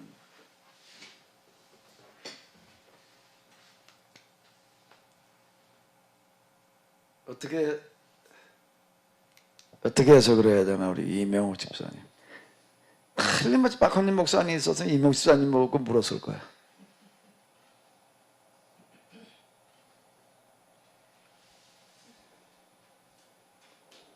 흔 옷, 새 옷, 흔 포도주, 새 포도주는 무슨 뜻이지요? 뭘 얘기하신 걸까요? 여기서 흔 옷, 흔 포도주는 뭘 말하는 거예요? 흔 푸대는 뭘 말하는 거예요? 유대교예요. 유대교. 그리고 이제 새 옷, 새 술은 뭘 말하는 거예요? 기독교를 말하는 거예요. 그러면은 여기 묵은 포도주, 새 포도주 또 뭐예요 이게? 여기 밑에 나오는 묵은 포도주를 마시고 새 포도주를 원하는 자가 없나니. 이건 참 앞뒤가 서로 안 맞는 얘기 같아요. 여기 묵은 포도주가요? 포도주가 좋아요? 새 포도주가 좋아요? 자, 이게 지금 어려운 부분이 이런 거예요. 지금 앞에 나오는 흔옷, 새 옷에서 흔 푸대는 뭘 말하는 거라고요? 유대교예요. 그 새 옷, 새 푸대주는 기독교를 때 다시 대해석하는 새롭게 이제 계약을 갱신하고 맺는 이 부분을 얘기를 하는 거라고요. 그러면은 유대교가 돼야 되는 거예요? 기독교가 돼야 되는 거예요?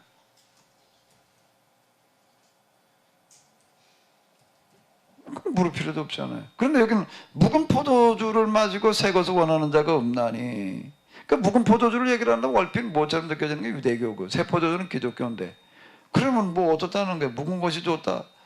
유대교가 좋다. 이제 우리가 이런 얘기가 되는 건데 이게 무슨 뜻일까?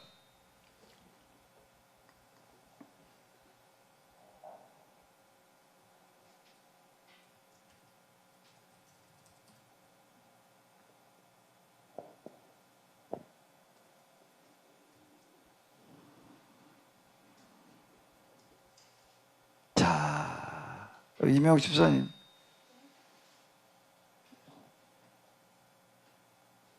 박근희 목사님, 이명욱 집사님 보고 시키래.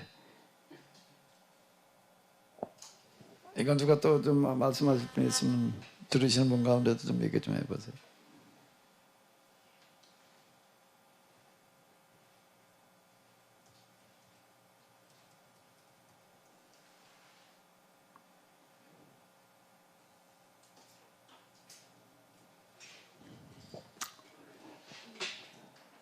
자, 이제 제가 전에 이제 그 컴퓨터를 배우는 과정에서 이제 익힌 프로그램이 몇 가지가 이제 이렇게 있어요. 제일 먼저 익힌 건 이제 도스, 그리고 이제 아래 한글. 아래 한글은 제가 아주 초기 1.1 버전부터 써가지고서 요즘은 기능이 좀 많아졌는데 사실 예전 그 뭐 한 3.0 버전 나올 때까지만 하더라도 사실 내가 전 기능을 다 알았다라고 얘기를 할 만큼 그건 아주 좀 이제 제대로 이렇게 썼어요. 이제 그 이후엔 뭐 하도 이거저거 이제 들러붙은 게 많아가지고 이제 좀 모르는 부분들이 아주 좀 많고 이제 그러는데, 그러니까 또 하나 제가 아주 익숙하게 쓴 프로그램이 이제 파워포인트.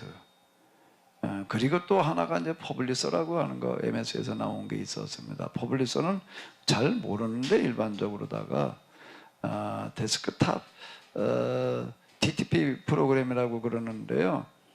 이거는 이제 신문처럼 우리가 복잡한 문서를 편집하는 그런 프로그램에, 아래 한글이라고 하는 건 단순한 문서 만드는 거고, 복잡한 문서를 만드는 어떤 그런 거는 이제 퍼블리서라고 하는 어떤 그런 게 있는데, 제가 그 퍼블리서라는 프로그램을 구해가지고 배우고 있기는 좀 이제 고생하고 좀 힘들었습니다. 그 이제 조금 이제 좀 폼 나는 문서를 만들려고 한다라고 할 때에는 주로 이제 제가 그 퍼블리서라는 걸 가지고 이제 쓰고 뭐 만들고 이제 그랬어요. 근데 요즘 이제 그게 별로 쓰는 사람이 없다 보니까 이제 없어지고 말았는데, 저는 MS 오피스 프로그램 속에 처음에는 단독으로 나오다가 나중에 MS 오피스 프로그램 속에 들어있다가 이제는 별로 안 쓰다 보니까 아주 없어져 버려서 좀 내가 아쉬운데, 조금 이제 폼나는 문서를 만들 때는 아래 한글만 가지고서는 이게 어려워요. 그래가지고 주로 제가 퍼블리스라는 걸 가지고 이제 만들고 뭐 이러고 하는데,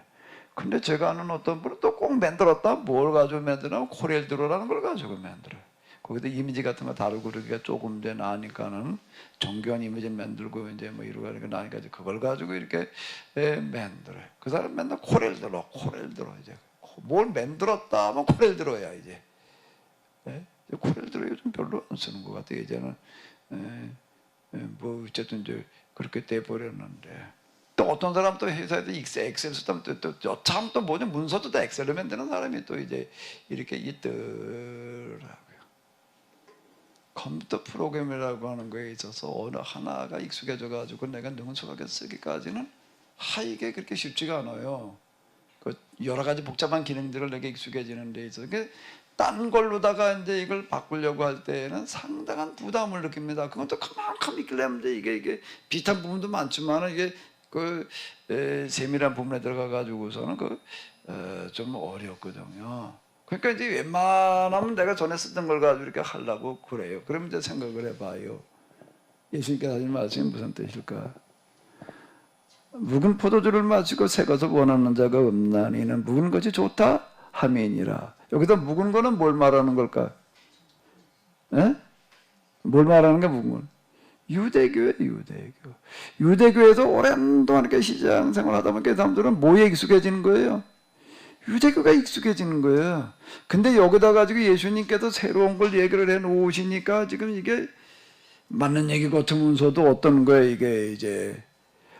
이게 쉽지가 않은 거예요.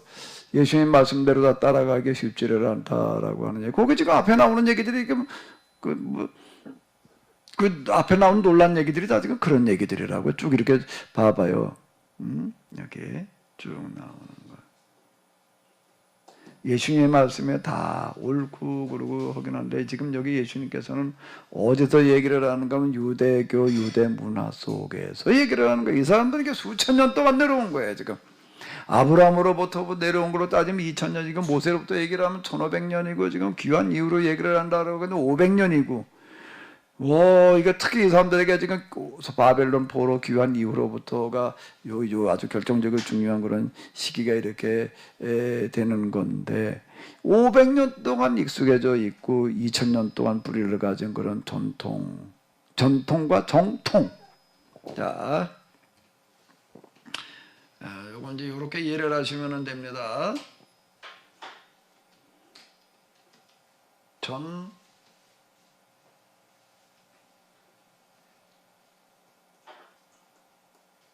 전통, 그리고 또 조금 더 가면 그게 뭐가 되는 거죠? 이제 통통이라고 하는 거가 있어요. 몇 년이요? 500년이야. 그러니까 이거 더 길게 잡으면은 2000년, 모세로부터부터 딱 1500년, 2000년, 1500년, 500년 전통을 가지고 있는 거예요. 그러니까 여기에 다 있어야 돼. 이제는 신토불이야, 이게. 신토불이야. 그런데 여기에서 지금 뭐가 시작되어지고 있는가 하면 예수님의 말씀이 시작되어지고 있는데 이걸 완전히 갈아엎는 얘기야, 이게. 완전히 갈아엎는 얘기야. 그 세술과 세부대 얘기야, 이거는.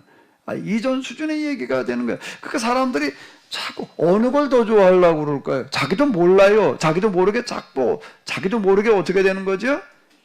익숙해진 거에 머물러려고 그러게 되는 거예요. 그건 우리 여기 오는 분들도 그런 얘기를 많이 해요. 여기서 들을 때에는, 맞다. 그렇다. 그래야지. 근데 돌아가 보면 또 어떻다고? 또 옛날로 가 있다는 거예요. 컴퓨터 프로그램을 하나?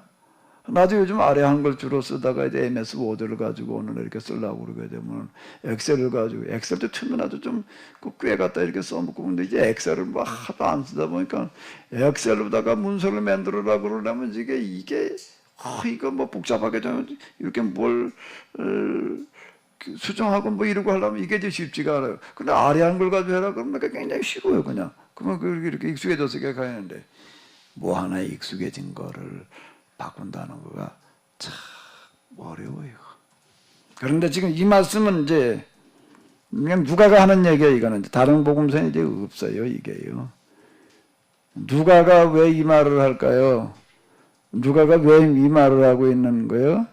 참 거기 지금 자기가 만나고 있는 사람들 가운데 또 거기 유대인들이 많아. 유대인들이 기독교 신앙을 가지고 신앙생활하는 사람들이 있는데 어떤 사람들이 많은 거예요. 어떤 식으로 예수님을 믿기는 믿어.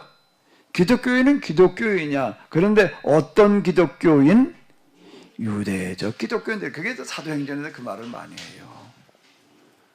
사도행전은 특히 그 말을 많이 한다. 그게 사도행전에서 만나고 있는 진짜 큰 문제아들은 유대인이 아니야. 이방인은 더더욱 아니야. 로마인도 아니야. 누구예요? 유대적 기독교인이 더 힘든 거예요, 이게요. 왜 그런 사도 바울이 세우는 교회마다 와가지고도 유대인이 와가지고 회방 놓는 게 아니라 예루살렘에서 온 기독교인들이 와가지고서 사도 바울이 얘기한 건 다 잘못됐다 이렇게 말을 하는 거야. 사도 바울은 그건 사도도 아니고 뭐도 아니고 그리고 율법을 안 지켜야 된다고 하는데 그건 잘못된 거야. 율법을 지켜야 되는 거야. 이런 식으로 다 얘기를 해놓는 거야. 맨날 그 율법을 지켜야 된다라는 식으로다가 이렇게 얘기를 해. 그걸 뭐라? 묵은 포도주를 마시고 새 것을 원하는 자가 없나니 묵은 것이 좋다 하면 우리가 지금 완전히 완전이라는 말이 들어가도 될 만큼 이제는 이 코로나 사태를 기점으로 해가지고서요 완전히 우리가 뒤바꿔 놓지 않으면 못 살아남아요, 이제는요. 근데 이게 항상 발목을 잡아 뭐가 관성이 예전에 해오던 습관이 자꾸 이걸 가로막을 수가 있는데 우리가 이걸 떨쳐내야지 되는 거예요.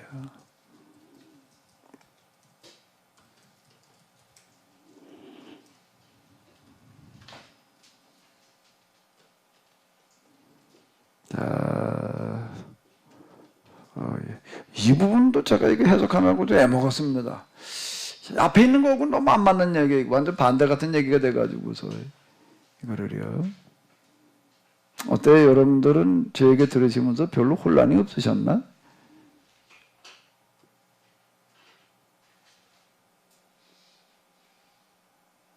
아마 지금 별로 제 얘기를 지금 오래되지 않고 처음 들으시는 분들 가운데는 많은 혼란이 일어나신 분들도 있을 수 있는데요. 한번 잘 곰곰이 좀 생각해 보시고 또 제가 쓴 그 책들을 한번 잘 읽으면서 생각해 보시기 바랍니다. 묵은 포도주를 마시고 새 것을 원하는 자가 없나니 이는 묵은 것이 좋다 하면이라. 자, 이게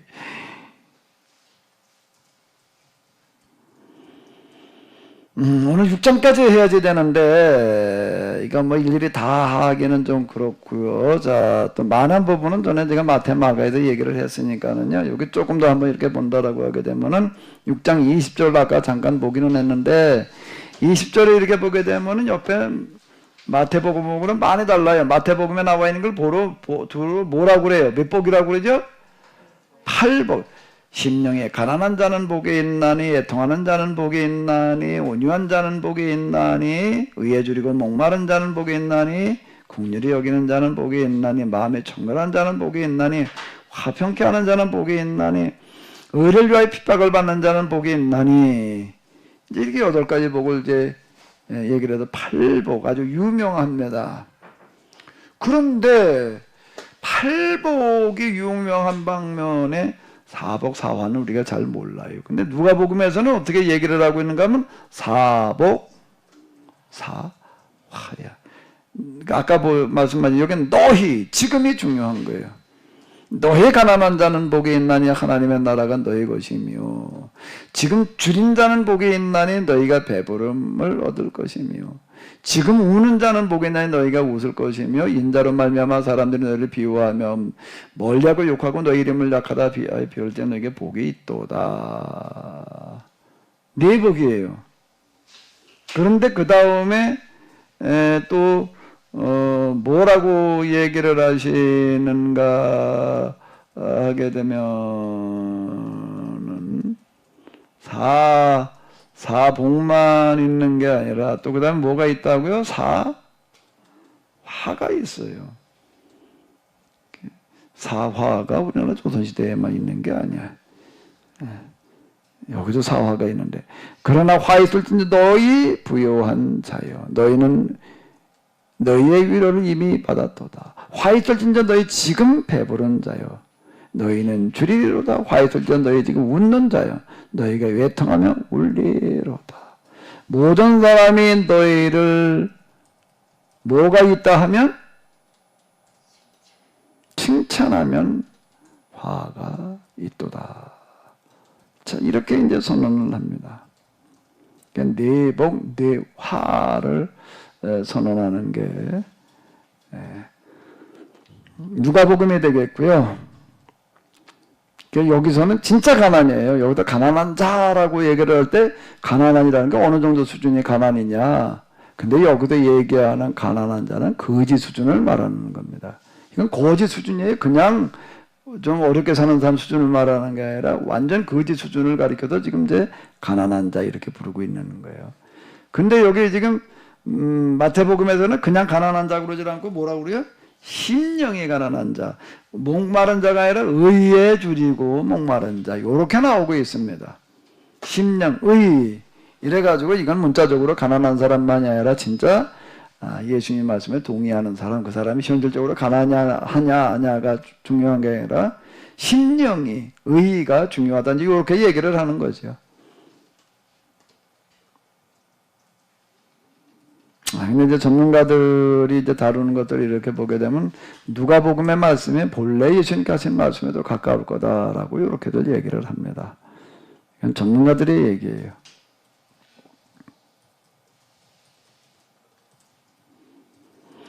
예, 지금 6장까지 그냥 다 읽지는 않고 좀 몇 군데만 이렇게 이제 좀 지나가면서 이렇게 봤는데요. 이제 남은 시간이 조금 남았는데 우리 질문하실 분들 좀 이렇게 해주시면은 고맙겠습니다.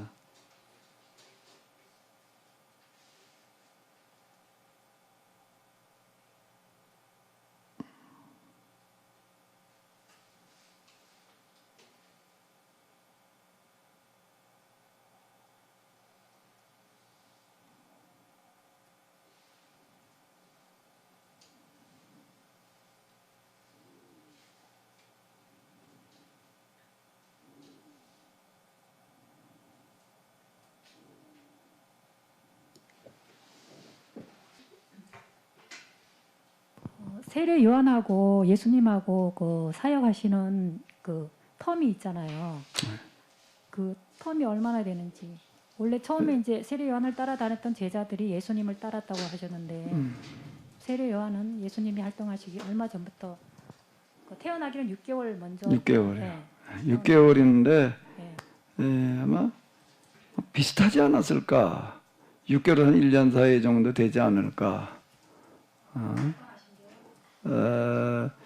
세례 요한은 혜성처럼 등장한 사람이니까 혜성처럼 등장해가지고서 또 그냥 바람처럼 사라진 사람이에요. 그러니까 이제 문자 그대로 예수님의 길만 준비해놨다라고 이렇게 이제 보면은 아마 되지 않을까. 그 정확한 기간이 얼마였다라는 걸 우리가 참 얘기하기 쉽지를 않죠. 근데 그렇게 긴 시간은 아니었을 것 같아요. 근데 요한복음에 의하게 되면 예수님의 제자들 가운데 베드로를 비롯해 가지고서 먼저 이제 요한에게 이제 관심을 가졌던 사람들이다라는 걸 우리가 알 수가 있죠. 요한복음을 통해서요.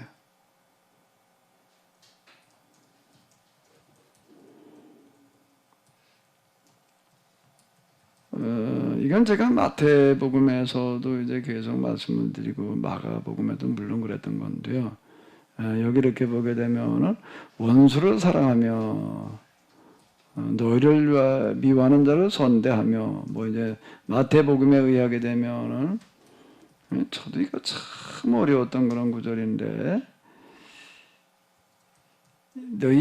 나는 너희에게 이르노니 너희 눈은 눈으로 이는 이를 갚으라는 것을 너희가 들었으나 나는 너희에게 이르노니 이건 마태복음입니다. 악한 자를 대적하지 말라 누구든 내 오른뺨을 치거든 왼편은 돌려대며 또 너를 고발해 속옷을 가지고자 하는 자에게는 겉옷까지 가지게 하며 또 누구에게든지 너를 억지로 오리를 가게 하거든 그 사람과 심리를 동행하고 내게 구하는 자에게 주며 내게 꾸고자 하는 자에게 거절하지 말라. 이제 이런 말씀이 이제 이렇게 나오고 있습니다. 자, 이 말씀은 사실 이게 영원한 수수께끼라고 얘기할 수가 있어요. 이걸 어떻게 하라는 건지 실천하라는 건지 그냥 영원한 이상으로 목표로 삼으라는 말씀인지. 그런데 이제 아까도 제가 이 말씀을 드렸지만은 예수님께서 하나님께서는 뭐에 관심이 있어도 특히 누가복음에 그러는데 뭐예요? 현실 문제에 대해서 무슨 해결에 관심이 있다고요? 현실적 해결입니다. 영적인 해결을 말하는 게 아니에요. 내세의 해결을 말하는 게 아니에요. 현실적 그리고 또 뭐 하나를 더 쓴다면 여기서의 해결을 시도하는 거예요. 성경은요. 자, 이렇게 본다라고 할 때에 그러면은 왼쪽을 치거든 오른쪽을 대하라. 우리를 가고자 하는 심령을 대해줘라. 라고 하는 이런 말씀들, 내 원수를 사랑해라. 이런 말씀들이 자, 비현실적인 실천을 말하는 걸까요? 아니면 지금 여기가 아니라 죽은 다음에 하나님 나라가 실천해야 될 윤리를 말하는 걸까요? 자, 이거는 항상 성경은 구약의 율법도 그렇고 마찬가지인데 현실 문제에 대해서 어떻게 뭘 시도한다는 거예요? 현실적인 해결이라고 하는 거예요. 그러면 여기에 지금 여기 뭐라고 얘기를 하는가 하게 되면 우리가 그냥 편의상 그런 말들을 많이 쓰니까 이렇게 얘기를 해보자고요. 이제 산상수훈 윤리 이렇게 생각을 해봐요. 산상수훈에도 왼쪽을 대면 오른쪽을 때려라, 뭐 기타 왼쪽을 때리면 오른쪽을 대라, 오리를 가고자 하면 심리를 가라, 또 뭐 이제 겉옷을 달라고 해도 속옷까지 벗어줘라는 그런 말씀들 같은 것들은 뭔가 하게 되면은 이거는 지금 현실적으로 여기서 현세적으로 실천할 윤리를 얘기한다는 거예요. 그러니까 이렇게 한번 생각을 해보자고요. 근데 대부분 그렇게 생각하지는 않아요. 이건 이상이지 현실성이 없는 이제 이걸 어떻게 실천을 해 이거를요. 그럼 불가능하다라고 이렇게 얘기를 하는 거예요. 불가능하다고. 그렇기 때문에 이게 이상이다. 영원한 이상일 뿐이지 그건 현실성이 있는 그런 말씀이 아니다라고 이렇게 생각들을 합니다. 근데 이걸 이제 영성으로 이제 접근해 보자고. 이게 된 영성 해석. 이게 된 영성 해석은 뭘까요? 영성 해석은 하나님 경험이야, 이제 이때. 하나님 경험인데 이거는 뭔가 하게 되면 영성의 해석으로 들어가게 되면 뭔가 하게 되면은 영성의 현실이고 실제예요. 영성의 현실이면서 실제다 라고 하는 겁니다. 비판하지 말라. 이런 말씀들이 있어요. 그건 윤리, 도덕 그냥 이렇게 생각을 하는 거예요. 그런데 영성으로 들어가 보거든요. 그건 윤리, 도덕이 아니에요. 낮아져서 섬겨라. 낮음과 섬김이라는 것도 마찬가지인데요. 낮음과 섬김이라고 하는 걸 어떻게 들을 수 있는가 하면 그 윤리, 도덕. 에이, 사람 교만하면 안 돼. 낮아져서 섬기려는 마음을 가져야지. 이렇게 얘기를 할 수 있어. 얼마든지 그런 얘기가 가능한 것도 그런 얘기를 많이 하는 겁니다. 근데 그게 영성으로 들어갔을 때에는 뭔가 하게 되면 낮음과 섬기려는 게 뭐라고요? 이거 제가 뭐라고 그랬죠? 하나님의 존재, 하나님이 그렇게 계시는 분인 거예요. 그러니까 뭐가 그래도 되게 이거는 윤리도덕이 아니라 영성의 실제다, 현실이다 이렇게 얘기를 하는 거예요. 그러면 오른쪽을 대걸랑 왼쪽을 오른쪽을 치걸라 왼쪽을 내줘라 기타 등등의 이런 말씀은 뭔가 우리가 실천하라는 말씀이에요. 꾸고자 하는 자에게 거절하지 말아라. 아니 꾸고자 하는 자에게 거절하지 말라라고 하는 거 우리가 실천하러 들게 되면 당장 어떤 사람들이 찾아오나 하면 재정 보증 서달라고 하는 사람 찾아올 거야. 당신 집 가지고 있으니까 나에게 보증 좀 서라. 도장 좀 찍어달라. 그러고 오면 그거 찍어줘야 돼 말아야 돼. 이명우 집사님. 그런 사람 찾아오면 찍어줄 거야? 안 찍어줄 거야? 네?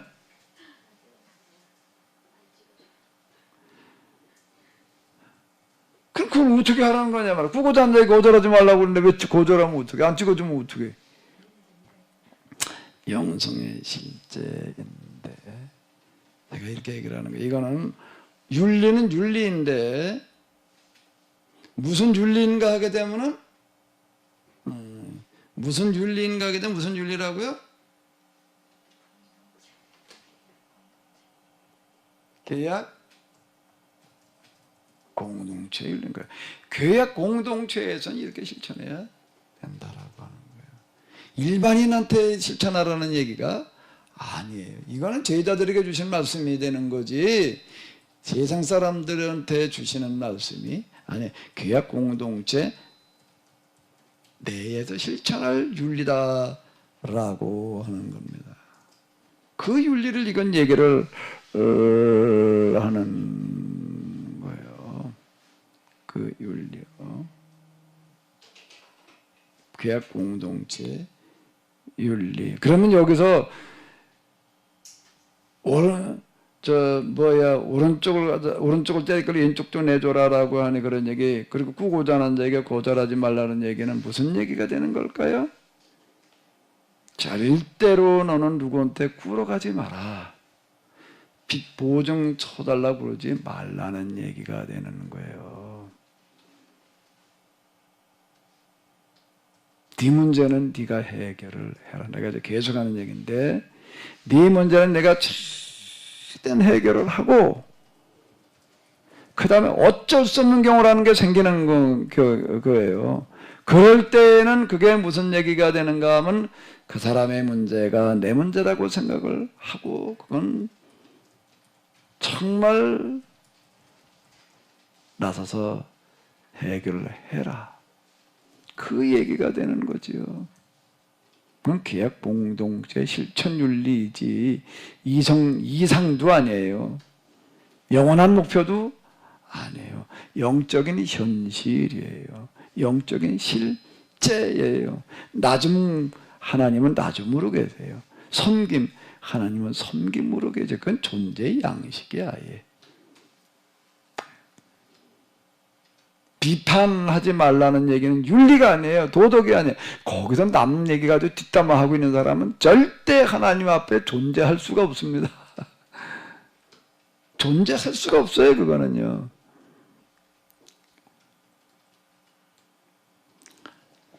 예, 질문들을 좀 주시긴 주셨는데 이거 좀 더 이춘호 목사 이건 다른 쪽 얘기고.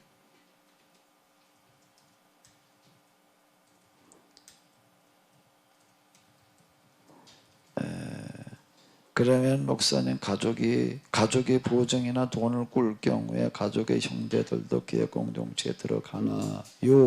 라고 얘기를 할 때 가족과 구약 공동체는 다른 얘기예요. 다른 얘기예요. 계약 공동체는 신앙에 동의하고 실천하는 경우를 얘기를 하는 거죠. 다른 쪽 얘기가 된다라고 하는 거. 신약 공동체에서의 실천 윤리인데 다시 바꾸고 얘기를 하고 신학 공동체 내에서 누가 찾아와 가지고서 빅보정 소달 내면 도장 찍어야 되냐 천만의 얘기야. 그건 그렇게 하지를 말라는 얘기가 되는 거니까 절대 그런 건 용납하면은 안 돼. 이런 부분들은요. 그러니까 지금 이게 문자적인 의미와 실제적인 의미는 많이 다를 수 있어요. 거짓말하지 말라는 얘기가 무슨 말이 되는 거라고요? 제가 그 십계명에서 해석을 한 건데요. 거짓말하지 말라. 내가 나 혼자 거짓말하지 않고 있으면 다가 아닌 거예요. 뭐가 어떻게 된다고? 거짓말에 쏙지 말아야 돼. 거짓말이 통하는 세상을 용납하지 말라는 거예요. 거짓말을 하지 말라고 그래가지고 되나 쏙지 않으면 되는 거예요. 사기꾼 보고 사기치지 말라고 그래가지고 되는 노릇이야. 내가 사기 당하지 않으면 되는 거예요. 이런 얘기가 되는 거예요. 근데 뱀처럼 지혜롭고라는 그런 얘기가 무슨 얘기가 되는가 하게 되면 사단의 속임수에 넘어가지 말아라. 사단의 속임수에 넘어가지 말라는 그런 얘기가 된다라고 하는 겁니다. 시간이 다 됐는데요. 자, 우리 여기 좀 모이게 되면 같이 통성으로 좀 기도하는 시간을 한 30분 정도 가지고 그러려고 이제 그랬는데 요즘은 좀 몇몇 모두까지 통성 기도가 좀 침이 쳐나간다고 그래가지고 요즘 또 그것도 참 좀 조심스럽고 이게 참 좀 그래요. 그런데 우리 그냥 좀 찬송 좀 하나 부르고 마치도록 하겠습니다. 뭐를 하는가 하게 되면 그 믿음이 없느냐.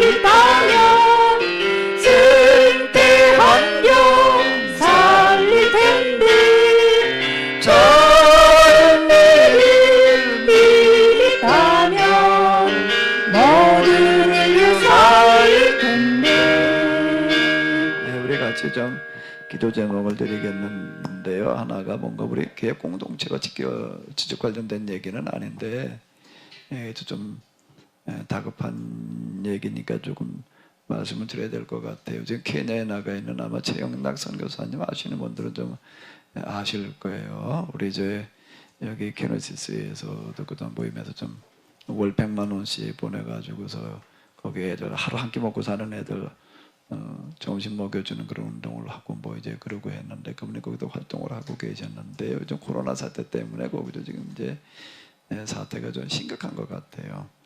국경을 마주하거나 앙골라라고 하는 그런 나라에서 계엄령을 선포하니까 이제 여기서도 또 계엄령을 이제까지 케냐도 선포를 하고 거기 이제 정정이 또 불안정해가지고도 이제 아마 반군들이 그럼 또 이제 활동을 하는데요. 이제 반군들이 활동하고 이제 치안이 이제 불안정하니까는 또 이제 그 다음엔 이게 뭐라고 그러나 하게 되면 막 그냥 폭군 그래가지고 그냥 뭐 이런 어떤 그 약탈 뭐 이런 것들이 거기 뭐 총기 뭐 이런 것들 가지고들 있고 이래가지고서요. 그 선교 나가도 활동하는데 그 생활비가 엄청 많이 들어가는 게 그건 별도의 지역에서 치안을 사병을 이제 둬가지고서 있지 않으면은 뭐 도둑 정도가 아니라 강도 때문에 살지를 못하는 수준이라고 그래요. 거기는 치안이. 그런데 지금 이제 이 정도 되게 되면 이제 폭동과 그리고 이제 약탈이 이제 일어날 수 있는 그런 위험성이 생겨가지고 이제 들어올 수밖에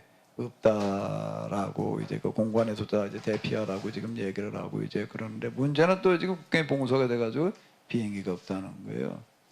비행기가 없어가지고 이제 특별기를 이제 어떻게 마련을 해가지고서 지금 이제 들어오는 방법을 이렇게 찾나 봐요. 이제 특별기를 마련을 하다가 보니까는 그 얘기가 비용을 얘기를 하는데 그 카타르기를 이제 이용을 하게 되면 우리나라까지 오는데 1인당 이건 뭐 지금 이제 특별 상황이니까 이제 한 350 정도가 들어가게 되고 비행기 티켓 값이 근데 만약 우리나라에서 이제 비행기를 띄우게 되면은 그건 한 4,000불 이상, 400만 원 이상이 들어간다. 지금 이렇게 얘기를 해. 애들 불들이고 좀 넷인데 이제 갑자기 비행기 티켓 값만 이게 뭐 지금 카타르기를 1인당 350만 잡아도 지금 얼마가 되는 거지? 4명이면은 1,400이 되는 게 이게 비행기 티켓을 당장 사야 되는 상황인 거예요. 지금 이게요.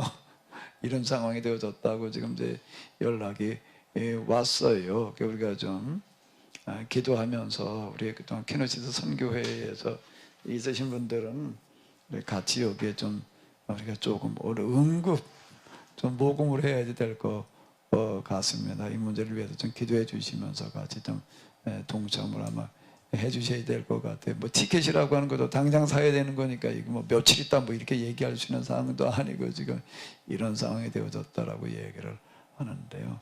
우리 기억하시고 같이 좀 기도해 주시면은 고맙겠습니다. 우리 다 같이 주기도문으로 마치도록 하겠습니다. 하늘에 계신 우리 아버지여 이름이 거룩히 여김을 받으시고 나라의 마음이시며 뜻이 하늘에서 이룬 것 같이 땅에서도 이루어지이다. 오늘날 우리에게 일용할 양식을 주옵시고 우리가 우리에게 죄 지은 자를 사하여 준 것 같이 우리의 죄를 사하여 주옵시고 우리 시험에 들게 하지 마옵시고 다만 악에서 구하옵소서. 내게 나라와 권세와 영광이 아버지께 영원히 있사옵나이다. 아멘. 네, 하루 종일 수고 많으셨습니다.